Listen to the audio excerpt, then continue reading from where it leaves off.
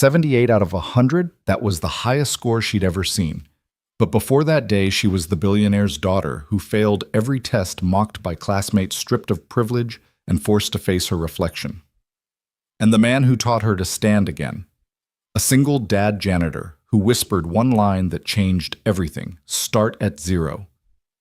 This is the story of downfall, pride, and second chances, where a broken girl, a relentless mother, and a quiet janitor collide in ways no one saw coming. Follow my story to the end and comment the city you're watching from. I'd love to see how far this story reaches. The classroom had never been this silent. Even the hum of the fluorescent lights seemed to hold its breath. Mrs. Carter's red pen struck like a gavel against paper as she slid the test across the desk. 18 out of 100, the teacher announced, her voice sharp enough to slice through the stillness. It wasn't meant to be a sentence, but it landed like one. The room exhaled, not with sympathy, but with hunger. A few kids chuckled under their breath, the cruel kind of laughter that thrived on someone else's humiliation. Others leaned in, waiting for the reaction. At the back, Emma Carter straightened her shoulders, sliding her sunglasses higher up the bridge of her nose, even though the blinds kept the sun away. She tilted her chin like she had seen her mother do in boardrooms, and the smirk, thin rehearsed a shield, settled on her lips. If she showed even a flicker of pain, they would devour her. The numbers on the page, bleeding red, glared up at her 18-100. She folded the test with a casual flick, tucking it into her designer backpack. The bag itself cost more than most kids' families spent on groceries in a month, and Emma wore it like armor. Guess money doesn't buy brains, a boy muttered 2 rows over. Emma didn't turn. She didn't flinch. She simply rose her sneakers, clicking against the tile as the bell shrieked. Students spilled into chatter, but the laughter trailed behind her like smoke. In the parking lot, her Audi gleamed under the gray morning light, sleek and black, as if it were a trophy rather than a car. She tapped the fob, savoring the jealous glances that still followed her despite the grade. Control. That was the illusion she clung to. Then the tow truck lurched into view. Metal clanged, chains rattled. The Audi jerked upward, hoisted into the air like a carcass on display. Emma froze, her sunglasses sliding down her nose. "What is this?" she barked, her voice high brittle. The driver didn't look at her. Order came from the owner, Victoria Carter. The name hit harder than the laughter that erupted behind her. Phones appeared like weapons, recording the scene, the billionaire's daughter losing not just a car but her dignity. Emma shoved through the crowd, heat flooding her cheeks. She stormed back inside, sneakers squeaking against polished floors, each step louder than the last. She cut down a side hallway one students rarely used. That's when she heard it. A mop sliding in slow, steady rhythm. The faint squeak of water across tile. At the far end of the corridor, a man in a faded janitor's uniform moved in deliberate arcs. His hair was peppered with gray, his jaw rough with stubble. His sleeves were rolled, revealing forearms corded from years of work. He didn't look up when she passed, but his voice drifted low, calm as still water. "If you want to win, kid," he said, "start at zero." Emma froze mid-step, her anger colliding with confusion. She turned halfway, narrowing her eyes. "Excuse me?" The man leaned on the mop handle, studying the streak of water glinting on the floor. His gaze, when it rose, didn't waver. "All that noise out there, cars, clothes grades." "It's nothing. You want to learn, start at zero." Emma barked out a laugh, sharp and hollow. "Yeah, thanks, Shakespeare. I'll keep that in mind while you're—" She flicked her hand. "What waxing floors?" His expression didn't change. He simply pushed the mop forward again, water spreading like glass across the tiles. "Floors stay clean when you do the work," he said evenly. "So do people." Emma rolled her eyes, but the words snagged somewhere deep, like burrs she couldn't shake off. She marched away, sunglasses back in place, smirk restored. But her chest burned and the phrase trailed her into the silence. Start at zero. That night, the Carter mansion's marble kitchen glowed beneath chandeliers. Victoria Carter stood at the center phone pressed to her ear, her voice slicing through the air. "No, the report is unacceptable. I don't pay for excuses. I pay for results." She ended the call with a snap, then turned to her daughter. "You got an 18. Emma leaned against the fridge, arms crossed. "So I don't need algebra to run a company. That's what accountants are for." Her mother's eyes, steel gray, narrowed.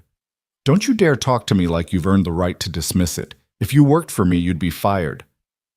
I'm not your employee. Emma shot back, her smirk wobbling. I'm your daughter. Big difference. Victoria stepped closer, perfume sharp and suffocating. The world doesn't care, Emma. Either you become someone or you'll be another rich kid with no spine, and I won't carry you. The ticking of the clock filled the silence. Emma wanted to spit something back, but the weight of her mother's words pressed against her chest like iron. She grabbed a soda, cracked it open, and stormed upstairs. Later, she stared at the ceiling of her cavernous room. The Audi was gone, her credit cards canceled. Even her driver had been reassigned. She was stripped down, humiliated, and worst of all, alone. But in the quiet, one sentence pulsed through her mind, stubborn as a heartbeat. If you want to win, start at zero. The bus stop had never looked so unforgiving. Emma Carter stood among the cluster of students she had mocked for years, her tailored blazer pulled tight against the morning chill. No tinted window sedan, no leather seats, no driver to shield her from stares. Just gum-stained pavement and the weight of silence punctured by muffled laughter. A boy whispered loud enough for her to hear, "Guess the princess lost her crown." Emma pressed her lips into a thin line and fixed her eyes on the cracked asphalt. She would not give them the satisfaction. The bus wheezed up, brakes squealing. She climbed aboard, her heels clicking against the metal steps. The smell hit her. First old leather, spilled soda sweat from 100 restless kids. Heads turned, some smirked, others pulled out phones. Emma slid into an empty seat near the back spine, straight eyes hidden behind her sunglasses. Her throat burned, but she would rather choke than let them see weakness. When the bus jolted forward, she gripped the edge of her seat. Start at zero. The janitor's words flickered again, unwanted but unshakable. By the time she arrived at Ridgeview, her armor had cracks. She marched through the halls, ignoring the sneers that trailed her like knives. And then she saw him again. The same faded uniform. The same steady rhythm of mop against tile. Daniel Cole didn't look surprised when her shadow fell across his floor. "You again," Emma muttered. "Me again." His tone was mild, but his eyes were sharp. She folded her arms. "What are you, some philosopher in disguise, quoting dead guys while scrubbing gum off the floor?" Daniel leaned the mop against the wall, crossing his arms. Stranger still, a girl with the world at her feet, who can't pass a reading test. The words sliced. Emma's cheeks flushed hot. "Screw you," she snapped, storming off before the sting could rise to her eyes. But the sting didn't fade. It grew crawling under her skin. By third period, it was undeniable. Another test landed on her desk, this one worse than the last. The teacher didn't say a word, just gave her that look. Tired, disappointed, pitying. Emma stared at the paper. 24%. Below it, written in neat cursive, "Did you even read the passage?" The classroom blurred. Laughter hissed around her. For once, she didn't smirk. When the bell rang, she ducked through the back entrance to avoid eyes. Her sneakers squeaked against polished tile. And there he was again. Mop bucket. Lemon cleaner, calm eyes. "Rough day?" Daniel asked. Emma stopped, throat tightening. "You said something last time about Socrates." "You remembered. Yeah, weird for a janitor to quote philosophers." Daniel wiped his hands on a rag, crossing his arms.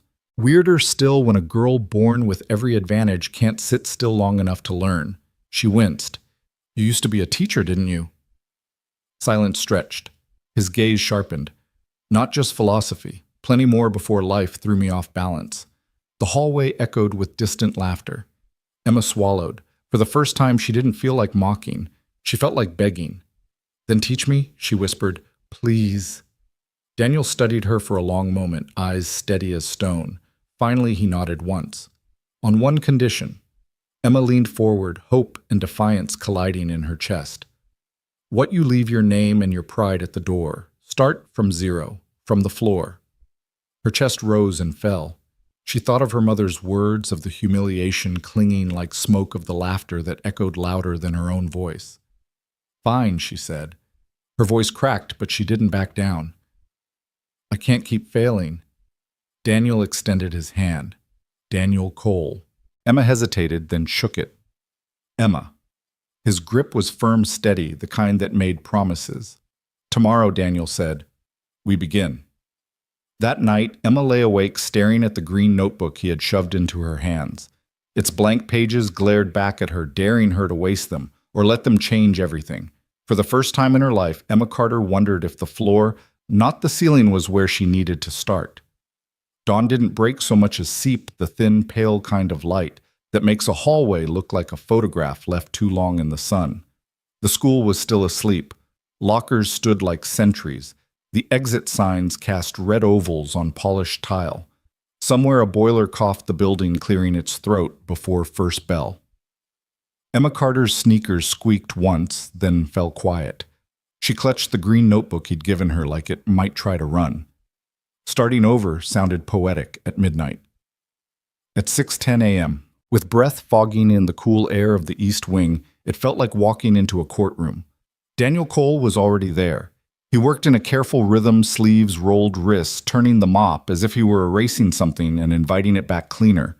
A dented steel thermos waited on the windowsill beside a folded rag, a little shrine to repetition. He didn't look up when she arrived.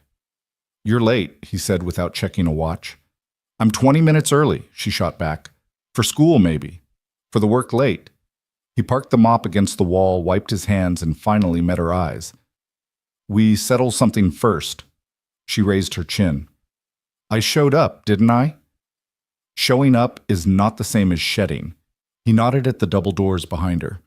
Beyond them, the school's main corridor stretched toward trophy cases and framed championship photos, the hallway that knew her name by shine alone. "Out there, you're a Carter, and here you're a student. Say it." "Say what my name doesn't matter." Emma's eyebrows jumped. "Excuse me." He didn't blink. "If you want me to teach you, you leave your name and your pride at the door. It's the only way this works." She tried to laugh and couldn't find the air. In her head, the old answers lined up the practiced sarcasm, the bored flip of hair. But the image of her Audi swinging on a chain of a camera lens, capturing her like prey, flashed behind her eyes. She swallowed. "My name doesn't matter," she muttered. Again. "My name doesn't matter," she said louder this time, as if volume could keep the truth from touching her. He waited a beat longer than felt humane, then nodded once. "Good." He handed her a pen he produced from his shirt pocket. It wasn't sleek or pretty, just a cheap black rollerball with a chewed cap. It felt like a dare. "Sit," he said. He pointed her to a bench beside a bank of tall windows. Dust motes drifted like snow in the strip of sunlight. The hallway smelled faintly of lemon cleaner and old books. Someone had left a faded bulletin board announcement for a canned food drive that ended 2 winters ago. It felt wrong and somehow perfect. Page 1. Daniel said, standing opposite her, the mop resting against his leg like a soldier's pike at ease. "Write about your greatest fear. 10 minutes. Don't stop the pen. If nothing comes out, write nothing until something does. No crossing out, no starting over, no performance." Emma scowled. "You want an essay?" "A list." "What I want the truth," he said. "You can decorate it later." Decorate. A word she understood. She'd been decorating truths for years until even she couldn't see the bare wall behind them. She clicked the pen. The notebook's first page looked like a cliff. "This is stupid," she said out of habit, more than conviction. He didn't argue. He checked his phone, the glass was cracked in a spiderweb at the corner, and started a timer. Go. The first seconds hurt physically the way a limb protests after being asked to move for the first time in too long. The pen scratched, hesitated, skittered. She wrote about hating tests, then about hating teachers, then about hating the way her mother's heels sounded on marble when she was angry. The sentences came in fragments, ugly and obvious, and not at all like the essays that had earned her last night pity and first morning failure. 90 seconds, Daniel said. She squeezed the pen harder. The ink track grew darker. Something gave way, not a breakthrough, so much as a tiny knock at a locked door. She wrote, "I'm afraid I'm stupid." The word looked bigger than the line could hold. Her hand shook. She didn't cross it out. She kept going. "I'm afraid if I try for real and fail, there will be nothing left to pretend with. I'm afraid my mom loves a version of me that doesn't exist. I'm afraid of rooms where people already decided who I am." 30 seconds. The timer chirped. Emma's last sentence trailed off in an ink bruise. She capped the pen like she was bandaging a wound and flipped the notebook shut, breathing hard for no good reason. Daniel didn't take the notebook. Again tomorrow, he said. Same question. Tomorrow. She laughed without humor. You didn't even read it. It's not for me. His tone had narrowed into something surgical. It's for you. Fear only shrinks when you look it in the eye 3 times. She bristled. That's not how tests work. That is exactly how learning works. He leaned his hip against the window ledge and folded the rag like a figure 8, neat and automatic. 1 pass makes a floor look fine. The 2nd pass shows the stains. The 3rd, if you're patient, you see the real tile. Oh my God, are you seriously comparing me to grout?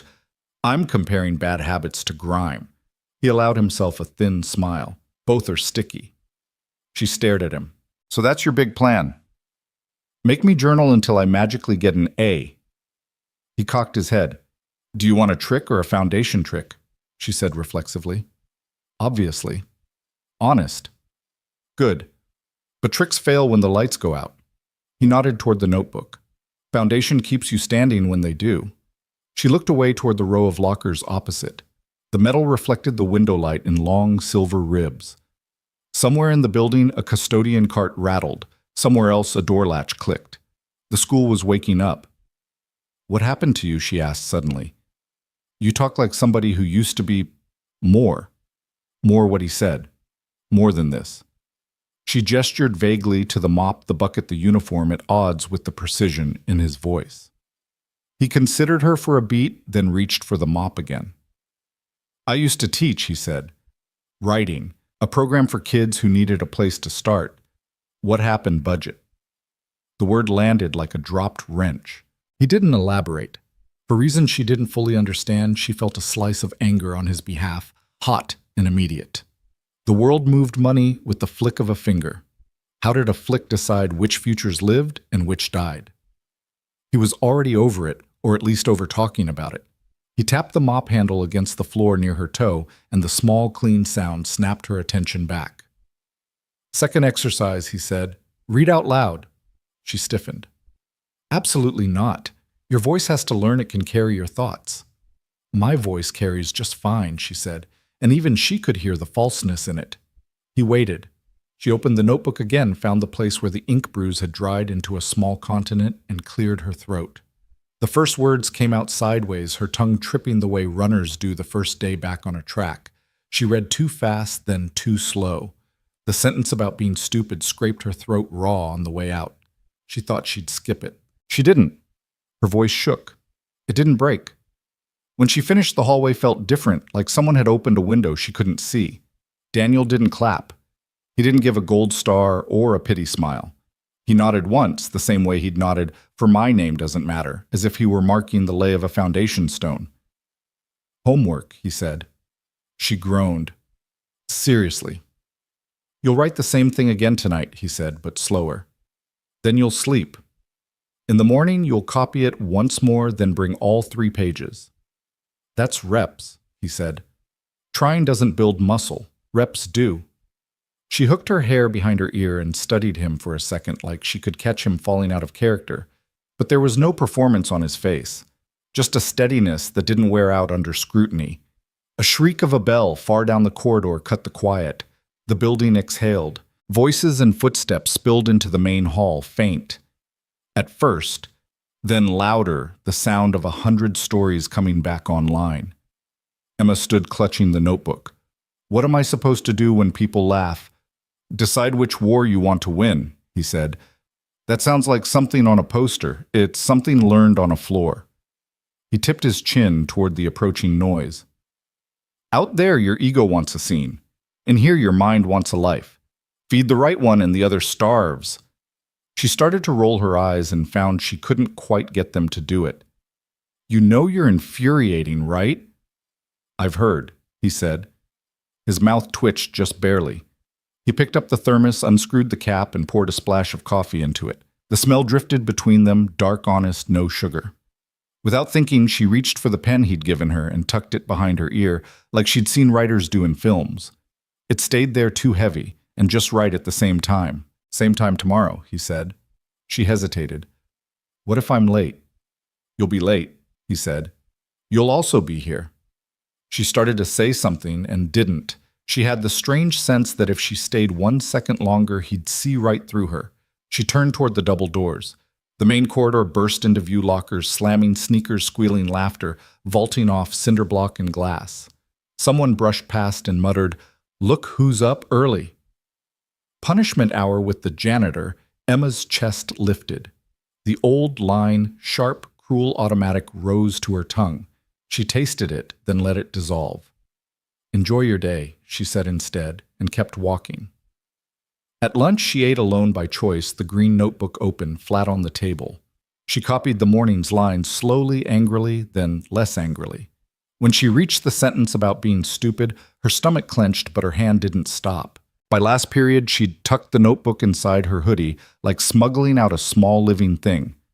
That night, her room felt too ornate for what she was trying to do in it, too much glass and chrome and expensive nothing. She sat cross-legged on the rug near her window and wrote the fear again slower. The word stupid didn't shrink on the page, but it didn't swell either. It just sat there, honest and unwelcome, like a guest who'd come to stay until you learned its real name. When her mother's heels clicked down the hall, Emma flipped the notebook shut and stared at the door. The steps passed. The house held its breath. She opened the notebook again and underlined a sentence she hadn't planned to write. "If I fail after trying, at least the failure will be mine." She didn't know it yet, but that line would hold when the rest of the world pushed. In the morning before the sun decided what kind of day to be, Emma was already lacing her sneakers. She slid the notebook into her bag and caught her reflection in the mirror. No sunglasses, no smirk, just a girl with a pen behind her ear and ink on her fingers. The bus hissed, the hallway yawned. The east wing waited in its quiet strip of light. She walked faster. The east wing smelled faintly of dust and lemon, like an old library that hadn't quite given up on being useful. Emma Carter pushed open the heavy door with her shoulder clutching the green notebook like it was fragile glass. Daniel Cole was already there, sleeves rolled, mopping the corridor in long, deliberate arcs. His motions were so precise they almost looked rehearsed, like a soldier performing drills. The bucket wheels squeaked with each shift, a slow rhythm that filled the silence. "You're early," he said without glancing up. Emma cleared her throat. "You said we'd start today." "We did." He leaned the mop against the wall, folded the rag in his hand like a deck of cards, and finally turned to face her. His eyes carried no rush, no surprise, just that unsettling steadiness she couldn't decide if she hated or needed. "But before we start," he continued, "we settle something." Emma frowned. "I already said it yesterday. My name doesn't matter. Words mean less without weight. Today I want you to act like you believe it." She bristled. "How am I supposed to do that? By listening? By not hiding behind sarcasm? By sitting down and working like everyone else?" Her first instinct was to laugh, to make some quip about how the Carter name had paid for half this school's renovations. But the memory of her Audi being dragged off a tow truck silenced her. Instead, she muttered, "Fine." Daniel gestured to a worn wooden bench under a tall window where dust swirled in a stream of pale light. "Sit." She sat crossing her legs tightly, notebook balanced on her knee. The page stared back at her, clean and hostile. "Page 1, he instructed. "Write your greatest fear. 10 minutes. Don't stop until the timer says stop." Emma sighed dramatically. "We did this yesterday, and you'll do it again today, and tomorrow. Repetition is where the truth hides. This is stupid. Stupid is a place to start." She clenched her jaw, but the pen touched paper anyway. At first her hand sketched nonsense doodles, fragments, shallow lines about hating math and hating teachers. But the pen didn't stop, and soon the words slipped into darker cracks. "I'm afraid of failing so bad that even my mom can't pretend I'm worth something." Her throat tightened as she wrote it. The letters looked ugly, uneven, but they sat there undeniable. The timer beeped. Daniel didn't reach for the notebook. He didn't even glance at it. "Again tomorrow," he said. She slammed the pen down. "You're not even going to check if it's good. Good isn't the goal. Honest is." Emma blinked. Teachers had always circled her answers in red, measured her in percentages. But Daniel didn't even seem to care about the paper. His calmness disarmed her in a way grades never had. She tucked the notebook away and stood brushing invisible dust from her designer jeans. "So what now?" You gonna make me mop floors as homework? Daniel's mouth twitched, half smile, half pity. Might be good for you. Emma rolled her eyes. Not happening. The next morning, she arrived again earlier this time. Daniel simply nodded at her and set the timer. 10 more minutes. Her pen scratched angrily at first, then slowed, then bled into another unplanned confession. I'm afraid people will find out I don't know who I am without money. Her chest ached when she set the pen down. By the third day, the ritual felt less like punishment and more like relief. But the world outside wasn't kind enough to let her change in peace. At lunch, whispers followed her down the corridor. Josh Miller, Ridgeview's Golden Boy quarterback, leaned against the lockers with a smirk sharp enough to cut glass. His phone was already recording as he sneered, "Look at this, boys." The princess of Ridgeview spending her mornings with the janitor.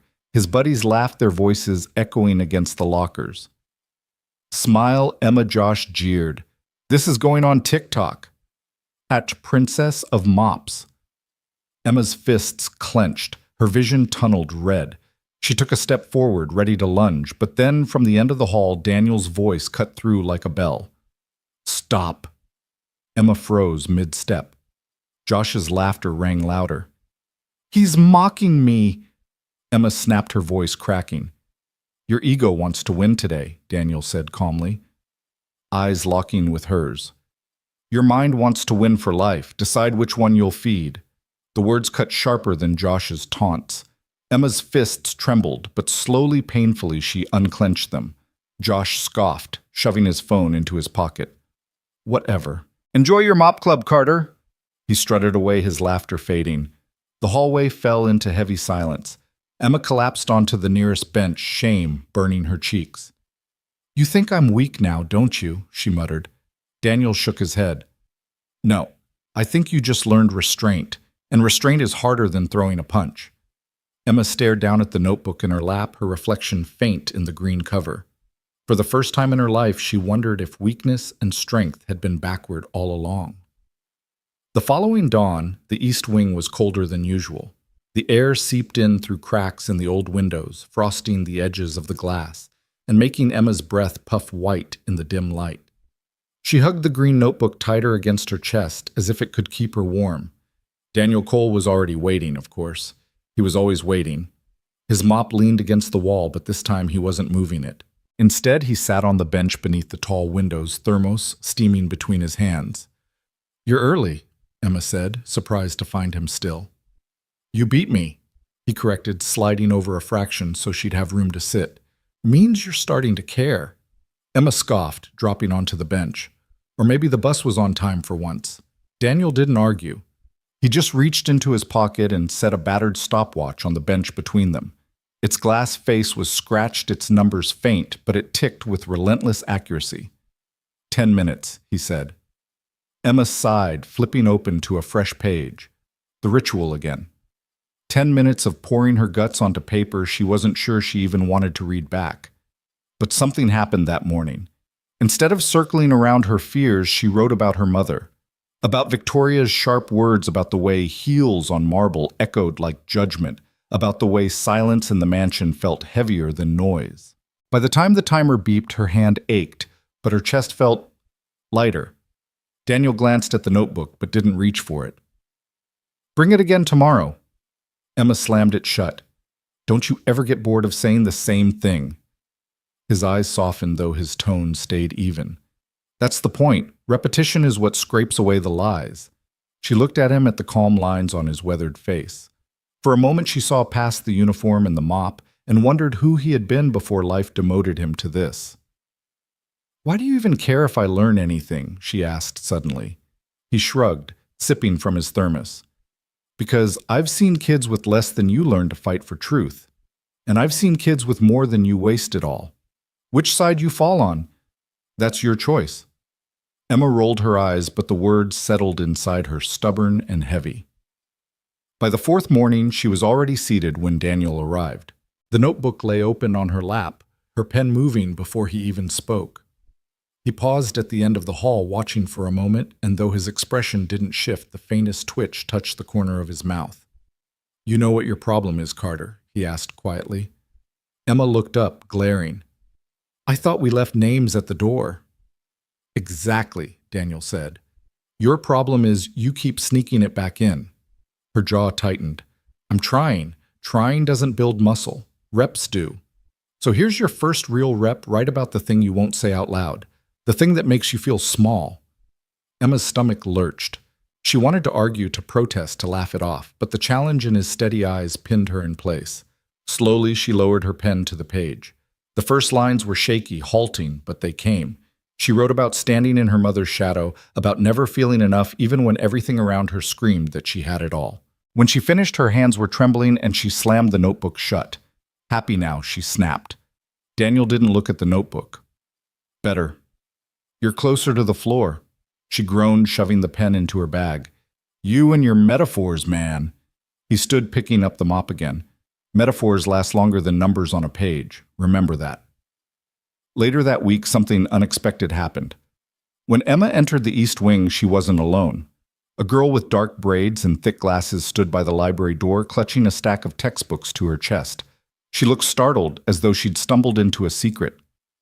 Am I interrupting? The girl asked timidly. Emma narrowed her eyes. This isn't tutoring. But Daniel lifted a hand. If you're here to work, you're welcome. Leave your name at the door. The girl hesitated, then nodded. Priya, I freeze on essays. I just thought maybe... Emma groaned. Great, now it's a club for misfits. Daniel didn't flinch. Better misfits who build something than heirs who break everything. Priya slid into a seat across from Emma. The three of them sat in silence, the scratch of pens filling the abandoned wing. And for the first time, Emma realized the quiet didn't feel suffocating anymore. It felt purposeful. By the next morning, the East Wing felt less like a corridor and more like a room that had remembered what it was for. The light came thinner winter white through a high panes, finding the dust and making it glow. A round table, rescued from a storage closet and still scarred with compass cuts, sat crooked near the library doors. A second chair had joined the first, then a third, as if the furniture itself had decided to take a risk. Emma arrived with the green notebook clamped under her arm. Priya was already there, hugging a stack of textbooks like a life vest. She offered a small, uncertain smile. Emma, without thinking, returned one half a nod, the kind of truce that didn't need negotiating. Daniel set a dented thermos on the table and pulled a fourth chair into place. We're not a class, he said. We're a workshop. There are rules. Emma tipped back in her chair, ankle crossed over knee, pretending not to care as much as she did. Priya leaned forward as if she could will the words faster out of him. Rule 1, Daniel said, holding up a finger. No last names. In here, no one gets to be a family crest or a college brochure. You are a voice and a set of hands. If you can't live with that, the doors are open. Emma's mouth twitched. What if I like my last name? Keep it, he said evenly, just not in this room. Priya nodded almost gratefully.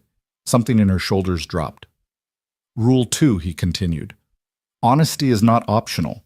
You can be messy, quiet, angry, scared. But if you fake it, your words will collapse under their own weight. We don't carry words that won't carry themselves. He let the silence hang for a beat, then added, Rule 3. No one bleeds alone. If this world laughs out there, it does it without us. And here we defend one another. If you break that, the workshop breaks. And I don't build broken things. Emma traced a finger over a knife groove in the tabletop, the kind of vandalism that outlives the kid who made it. Without meaning to, she heard her own breath in the quiet. Phones, Daniel said, holding out a small metal tray he must have stolen from a science lab. Face down. Emma's eyebrows shot up. That's a little Soviet, don't you think? Phone down, Carter? He said, not unkindly. She hesitated, then surrendered the rectangle like a ceremonial sword. It clacked against the tray. Priya added hers, cheeks pinking. Daniel slid the tray beneath the table with his shoe like a magician making something disappear. Open your notebooks, he said. 10 minutes. Write the truth like it's the only currency. Then we read. Priya went first voice so soft at the beginning that the words seemed to hide. By her second paragraph, they were standing. She read about freezing in front of blank pages, about teachers who praised her diagrams but sighed at her sentences, and about how she had learned to speak with numbers because letters betrayed her. When she finished, she kept her eyes on the table like she'd just confessed a crime. "Thank you," Daniel said. "What stayed with me?" He looked at Emma. That line, "I speak science because it doesn't lie about what it measures." That's clean and brave. Save it. Priya blinked as if the word brave had never been taped to her name before. She pressed the notebook to her chest in a small private hug.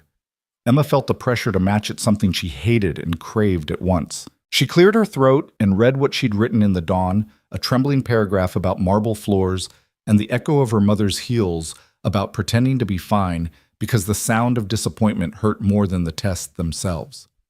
When she reached the sentence she'd underlined the night before, "If I fail after trying, at least the failure will be mine," her voice wanted to break. It didn't. Daniel didn't clap. He never clapped. What stayed with me? He looked at Priya.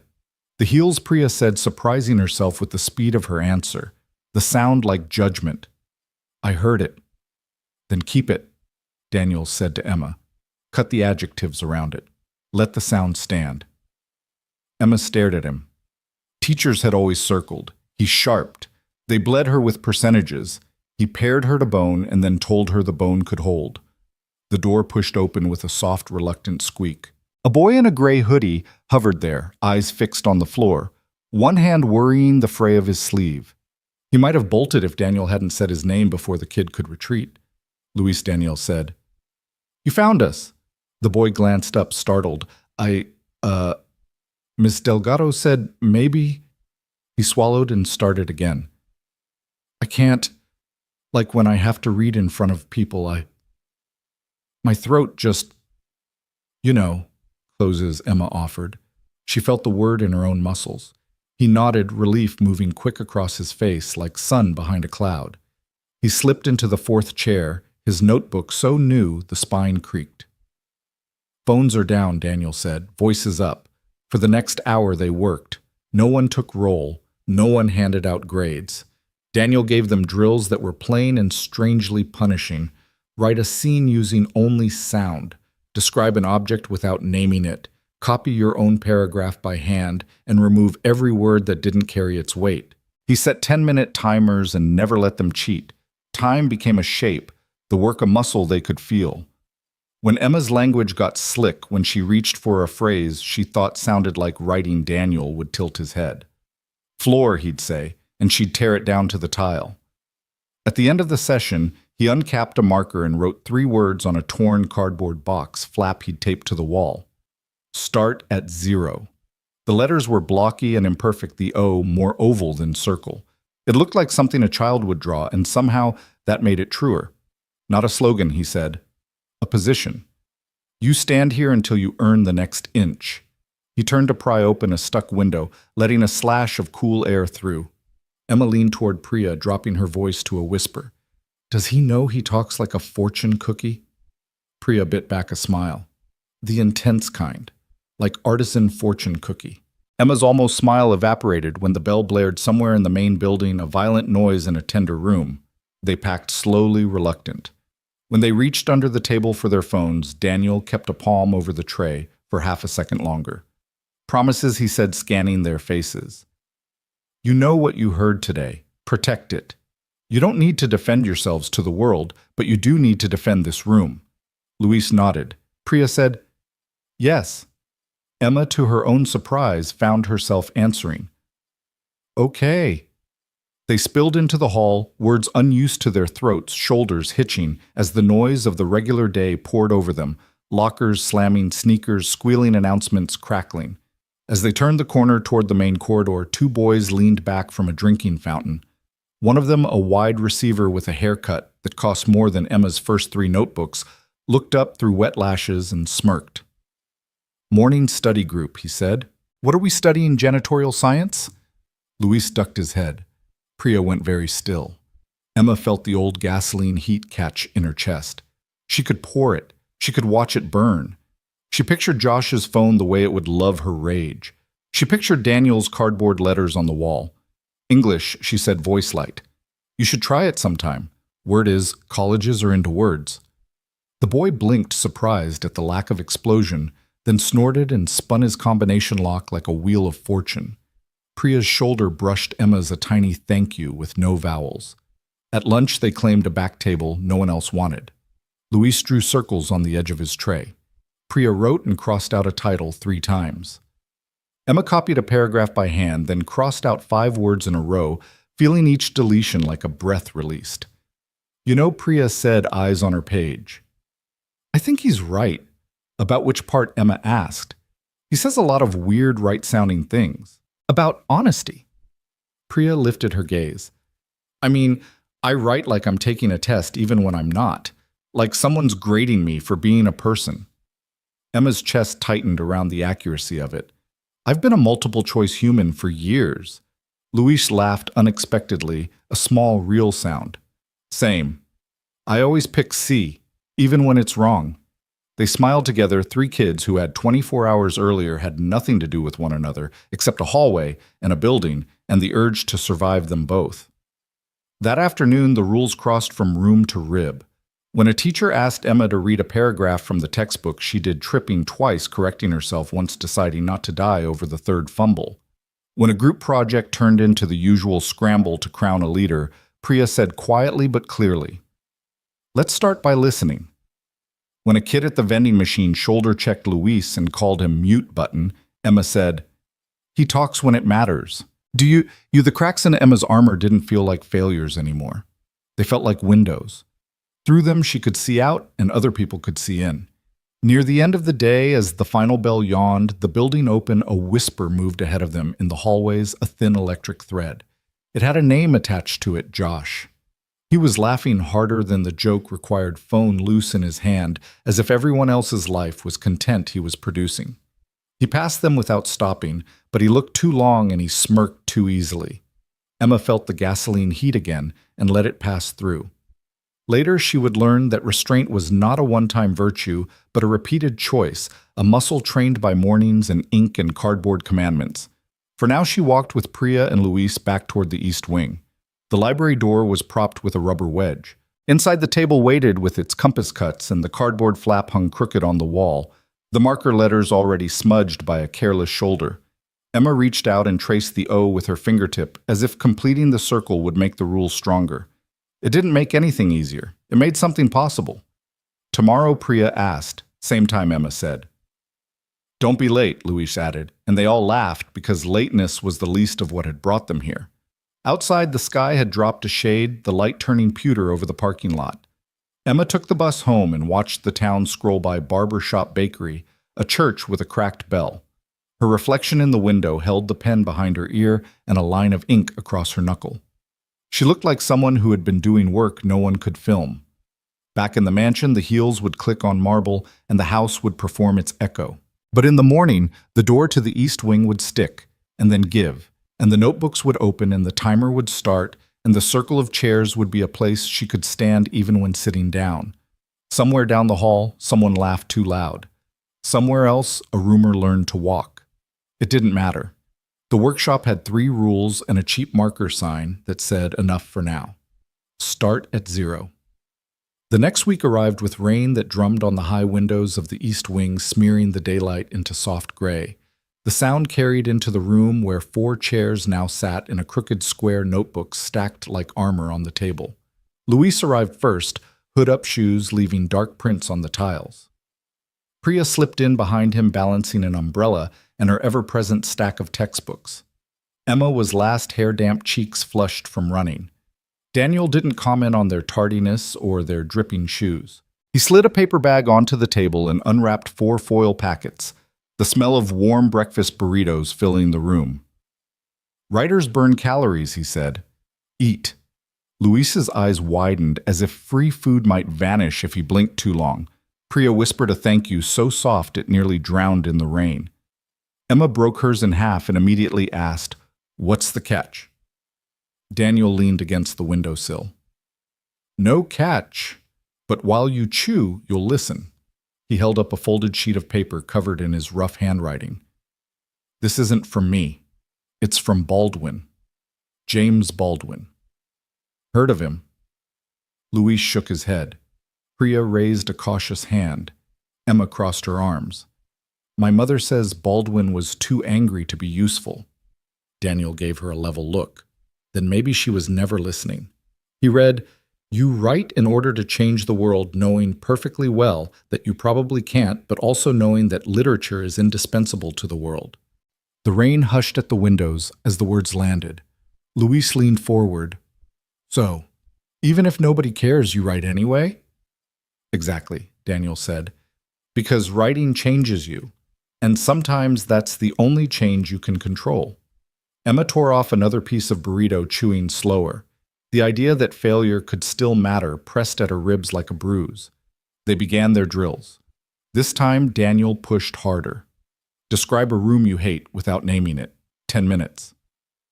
Emma wrote about the Carter estate dining room, the endless table, the silver that glared like teeth, the silence that wasn't silent but judgment. She didn't use the word mansion once. Priya wrote about the chemistry lab where her hands shook so badly she dropped a beaker and everyone laughed. Luis wrote about the bus ride where seats filled in pairs and his was always left empty. When they read aloud, the rain quieted like it too wanted to listen. Daniel pointed out what lived in each Emma's glare like teeth. Priya's glass breaking like laughter. Luis's empty seat heavier than a person. "These are truths," he said. "Don't hide them."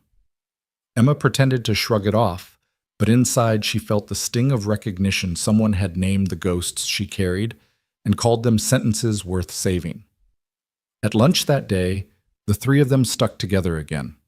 Their corner table felt less like hiding and more like claiming. Priya scribbled lines between bites. Luis doodled guitars on his napkin. Emma leaned back and asked, "What happens when people find out about what Priya asked? That we're doing this? That a janitor is teaching us like some underground class?" Luis smirked. "Then we tell them it's invite only." But the truth arrived faster than they imagined. That Friday, as Emma opened her locker, a folded printout slid free and landed at her feet. It was a screenshot from Josh's phone, grainy but unmistakable. A picture of Daniel leaning over the workshop table, hands spread on the compass-scarred wood. Above it, Josh had scrawled in Sharpie, "The janitor's pets." A group of kids loitering near the vending machines burst out laughing. Emma's face went hot. Priya froze. Luis's fists clenched. "Don't," Emma muttered, seeing the fight building in Luis's jaw. She crumpled the paper and shoved it deep into her backpack. "He wants us to explode." "We won't," Priya's voice shook. "But now everyone knows." Emma took a breath and forced herself to remember the cardboard on the workshop wall. "Start at 0. Then let them know," she said, her voice steady. "We'll write better than they'll ever laugh." That afternoon, they returned to the East Wing with the tension thick in the air. Daniel was already waiting, mop leaning against the doorframe. He studied their faces and the way Priya's hands trembled as she opened her notebook. They found out Emma admitted. Josh posted a picture. Daniel didn't flinch. He just moved to the cardboard sign and underlined the word 0 with his marker until the cardboard nearly tore. "Then this is the test," he said quietly. "Do you stop because the world noticed, or do you keep going?" Emma's throat tightened, but she nodded. Luis opened his notebook. Priya steadied her pen. They chose to keep going. By Monday morning, Ridgeview High was buzzing with Josh Miller's stunt. The photo of Daniel and the 3 students had spread faster than Emma could have imagined. It was plastered on group chats, printed and taped to lockers, whispered about in the cafeteria. Everywhere she walked, she felt eyes on her, some mocking, some curious, all cutting. At her locker, 2 girls from the debate team walked past, giggling loud enough for her to hear. "Guess Billionaire's kids really do slum it sometimes," one sneered. "Maybe she'll get extra credit for learning how to scrub toilets," the other added, and they both burst into laughter. Emma's throat burned, but she didn't reply. She tightened her grip on the green notebook inside her bag, her lifeline to the one place that didn't feel suffocating. That afternoon, she stormed into the East Wing before anyone else. Daniel was wiping down a row of desks, his motions steady as always. She slammed the notebook on the table. "Do you even realize what's happening out there? They're laughing at me. At us." Daniel straightened slowly, resting his rag over the bucket. "And what are you going to do about it?" Her jaw dropped. "What am I I came here because I thought you were helping me, not making me the joke of the school. For the first time, his calm cracked his voice sharp as steel. Emma, you came here because you already were the joke, failing every test, drowning in excuses. Now you've got people's attention. What you do next decides whether they remember you for weakness or for fire. She froze, words lodging in her throat. Daniel rarely raised his voice. The weight of it pinned her. The door opened and Priya slipped in, clutching her books tighter than ever, eyes darting between them. Luis followed, expression, dark earbuds dangling from his hoodie. The air buzzed with tension. They know, Emma said bitterly. Good, Luis muttered, dropping into a chair. Now they'll watch when we prove them wrong. Priya hesitated, voice trembling. But what if we don't? Emma sank into her chair, suddenly aware of how fragile their little club was. One laugh, one cruel post, and the fragile safety they had built could crumble. Daniel picked up the battered stopwatch, set it on the desk, and pressed start. 10 minutes. Right about the moment you felt most ashamed. Don't pretty it up. Don't protect yourself. Just bleed it out. Priya's hand shook as she gripped her pen. Luis hunched low, jaw clenched. Emma stared at the blank page, her heart pounding. Slowly, her pen began to move. The moment my mom looked at me after another failed exam, and I saw it in her eyes, that flicker that said I was less, that I was a disappointment. I wanted to scream, but all I did was smile, like it didn't cut me open. By the time the timer beeped, Emma's eyes were wet. She slammed the notebook shut, wiping her face roughly. Priya wouldn't meet anyone's gaze. Luis looked like he might snap his pen in half. Daniel's voice was softer now. That's how you take back power. Not by pretending. By owning the wound until it belongs to you, not to them. For the first time, Emma didn't feel mocked by the cardboard sign on the wall. Start at zero wasn't an insult anymore, it was survival. That night, when she got home, Victoria Carter was waiting in the marble foyer, arms crossed. The house was cavernous, every sound echoing. I got a call, her mother said coldly. From the headmaster. He tells me you've been fraternizing with a janitor. Emma's heart dropped. It's not like that. Victoria's eyes narrowed. Do you have any idea what this does to our family's image, to my company's reputation? You are a Carter. You do not waste your time with the hired help. Emma's chest tightened, anger and shame warring inside her. She thought of Daniel's words about choosing fire over weakness. Maybe being a Carter is the problem, she blurted. The silence that followed was like glass shattering. Victoria's face paled, then hardened into something colder than stone. Go to your room, she said, voice trembling with restrained fury. And if I hear one more word of this nonsense, I'll have that man fired before the week is out. Emma fled upstairs, clutching the green notebook to her chest, as though it could shield her. She locked the door and sank onto her bed, her hands shaking.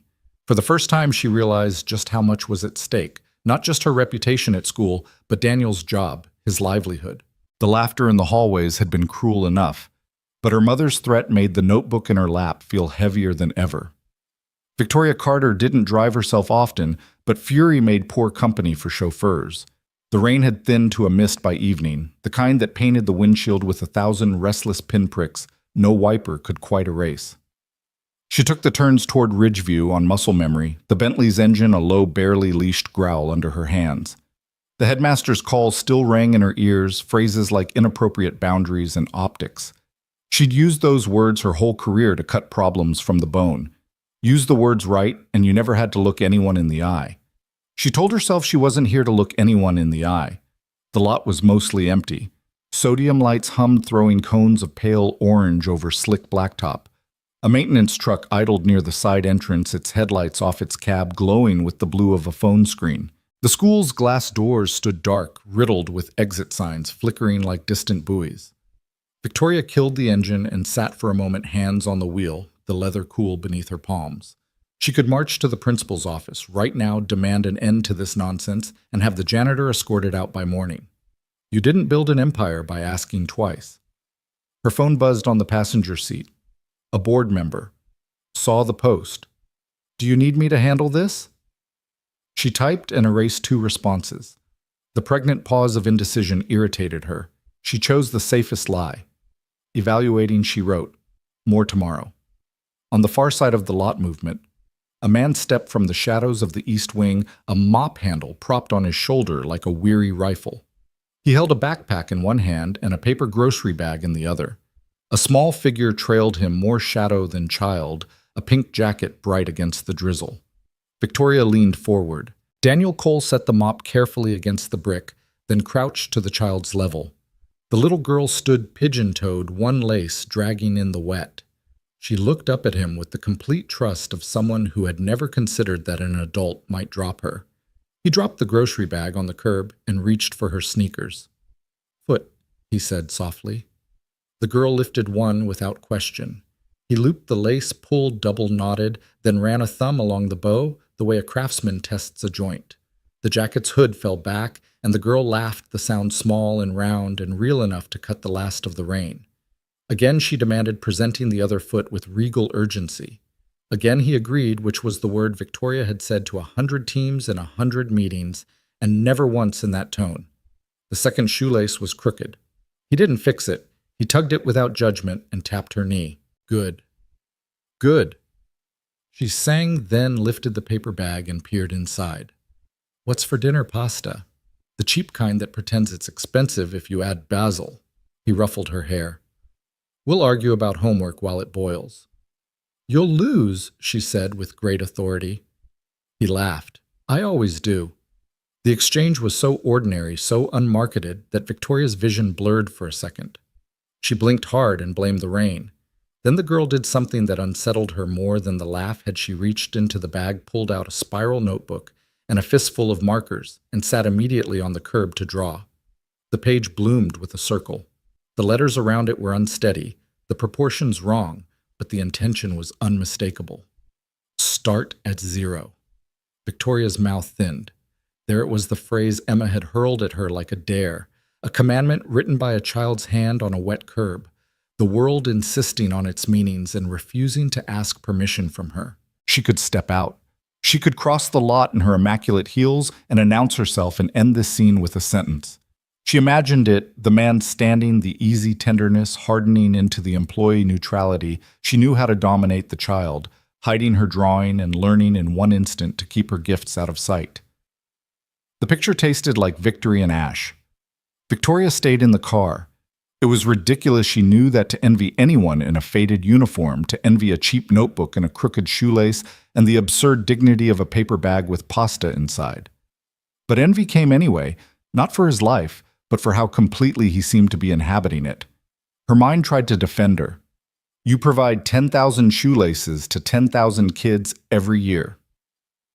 A familiar internal voice argued, listing donations and endowments and photographs with children that found their way into annual reports. It was a good voice, the voice that had saved her 100 times. It sounded thin against the rain and the small girl's laughter. Daniel stood, slung the backpack over his shoulder, and picked up the mop again because the night didn't care that he had a daughter, or pasta, or joy. He walked toward the east wing, and the girl hopped along his shadow, counting his steps like a secret game. As they drew close to the doors, Victoria saw Emma's face inside the glass. Not the whole of it, just the pale oval of her daughter's reflection as she passed between shelves, her green notebook tucked under an arm. Emma paused for a heartbeat, turned as if sensing her mother's gaze through steel and glass and rain, then moved on. The door swung slowly shut behind her, a hush of hinge and rubber seal. Victoria's hand went to the door handle of the car before she could stop it. She could call out Emma and make a scene. She could call out Mr. Cole and make a point. She could call out to no one in particular and still own the air. Power was a habit. Power hated stillness. She didn't move. She watched. Inside the lobby's dim light, Daniel handed the mop to another custodian, and the two exchanged a wordless nod. Men who spoke a language of weight, transferred of hours, logged, and floors to go. The girl raced ahead, shoes now soundless, as she crossed the old library threshold. She propped her drawing against a stack of green notebooks like it was a banner. Her circle wobbled, but it held. Victoria remembered Unwanted a night years ago when Emma was small, and shoelaces still confused her fingers. A nanny had knelt to tie them, while Victoria took a call about a lawsuit that could have gutted the company. Emma's eyes had been on Victoria the whole time, not the nanny, like a compass refusing to acknowledge the wrong north. The case had settled. The numbers had lined up. The board had applauded. The look in her daughter's eyes had not changed. "Damn it," Victoria whispered to the empty car. The word fogged the window and disappeared like a promise she couldn't keep. Her phone buzzed again. Her general counsel efficient as always. "We can file a complaint with facilities to remove him from student areas. Document trail matters if there's blowback." She typed with brutal automatic speed. "Draft it. Hold for my signature." Her finger hovered over send. Outside, the girl lifted her drawing toward Daniel, bouncing on her toes. He bent to look at it with the full attention of a person who had nothing more important to be doing. His eyebrows lifted. "We've got ourselves a logo," he said. The girl beamed like he had hung the moon with a paperclip. Victoria set the phone face down on the passenger seat. She climbed out of the Bentley and into the mist, the air cool and medicinal. Rain tapped her coat with polite fingers and then forgot her. She took 2 steps toward the east wing and stopped. The sound inside pens scratching a small voice. Reading something brave. A boy clearing his throat and not quitting carried through the old vents. If she opened the door, the sound would change to accommodate her. Rooms always changed when she entered them. She could not remember the last time she had wondered what a room sounded like without her. She stepped backward, a small retreat almost no one would recognize as such, and walked along the side of the building, instead letting her hand trail over the damp brick. A thin light blinked behind a wired glass window, the kind you couldn't see cleanly through. The distortion made it easier somehow to admit that she did not understand what she was seeing. When she reached the far corner, she stopped where a trash can overflowed with white cardboard circles, the cores of tape rolls spent and hollow. She picked one up without thinking, a circle with nothing inside. She turned it in her hand, the paper going soft under the rain, and thought absurdly of targets and halos and holes. Start at 0. A circle wasn't nothing, it was a shape you could hold. Her phone buzzed again, insistent. She silenced it, slid it into her coat pocket, and with an impulse she would later call strategic, but knew in this moment was simply human, walked back to the Bentley. She did not drive away. She sat and watched the door. Daniel emerged an hour later with the girl asleep on his shoulder, her mouth slightly open, one fist still wrapped around a marker. He shifted her gently into the truck's cab and buckled her in with tenderness that made Victoria want to look away. He fetched the grocery bag and the mop last.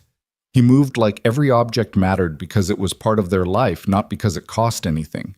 He closed the passenger door softly so as not to wake the girl, then stood with his hands on the roof, rain ticking against his knuckles. He looked out across the lot toward nothing in particular. A man measuring the space between what he had and what he had lost. And then he smiled to himself, small and private and real, and climbed in. Victoria started the Bentley only when his taillights had become a rumor. She drove home through streets that knew her schedule and traffic lights that seemed to prefer her.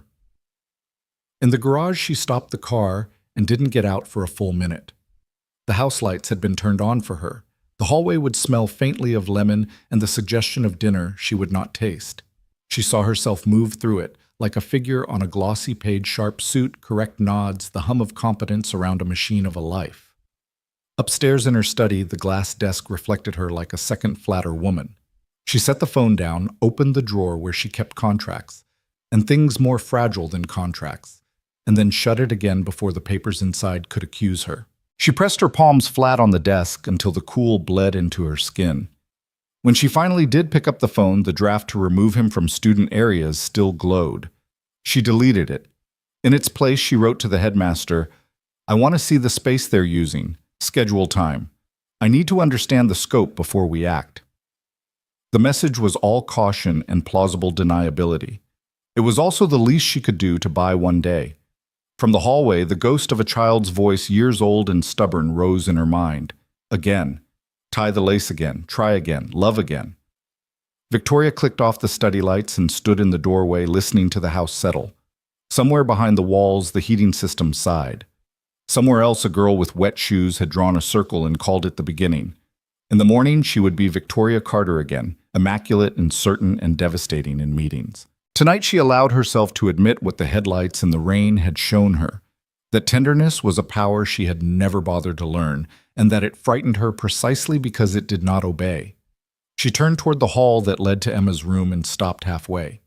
Some rooms change when you enter them. Some change you if you wait outside long enough. She chose for once to wait. Morning at Ridgeview had its own rhythm lockers slamming like drum sneakers squeaking across tile, voices bouncing off walls too old to absorb them. But in the East Wing library, the rhythm slowed. Sunlight spilled through tall windows, dust dancing like confetti in the air. It was the kind of light that made even silence feel alive. Daniel Cole pushed open the double doors with his shoulder balancing two cardboard boxes filled with notebooks and mismatched pencils. His daughter trailed him swinging her arms like she was conducting the day. Inside, Emma Carter sat cross-legged on the floor, her notebook open across her knees. She glanced up, trying for aloofness, but her hand betrayed her. She'd already filled 2 full pages with circles and numbers, practice marks scrawled over and over.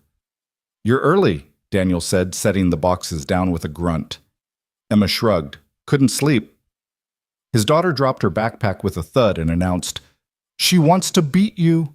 Daniel chuckled. "Does she now?" He squatted down so his eyes met Emma's. "You don't need to beat me, kid. You just need to beat yourself from yesterday." Emma's mouth quirked at the corner, caught between defiance and the faintest smile. The library smelled of old pages and floor polish, of rain still drying on the windowsills. Desks had been pulled into a loose circle, a whiteboard leaned against a wall, a stray squeak of marker from last night still visible. On the board in crooked letters, someone had written again, "Start at 0." Daniel clapped his hands. "All right, circle up. Today isn't about numbers, it's about voices.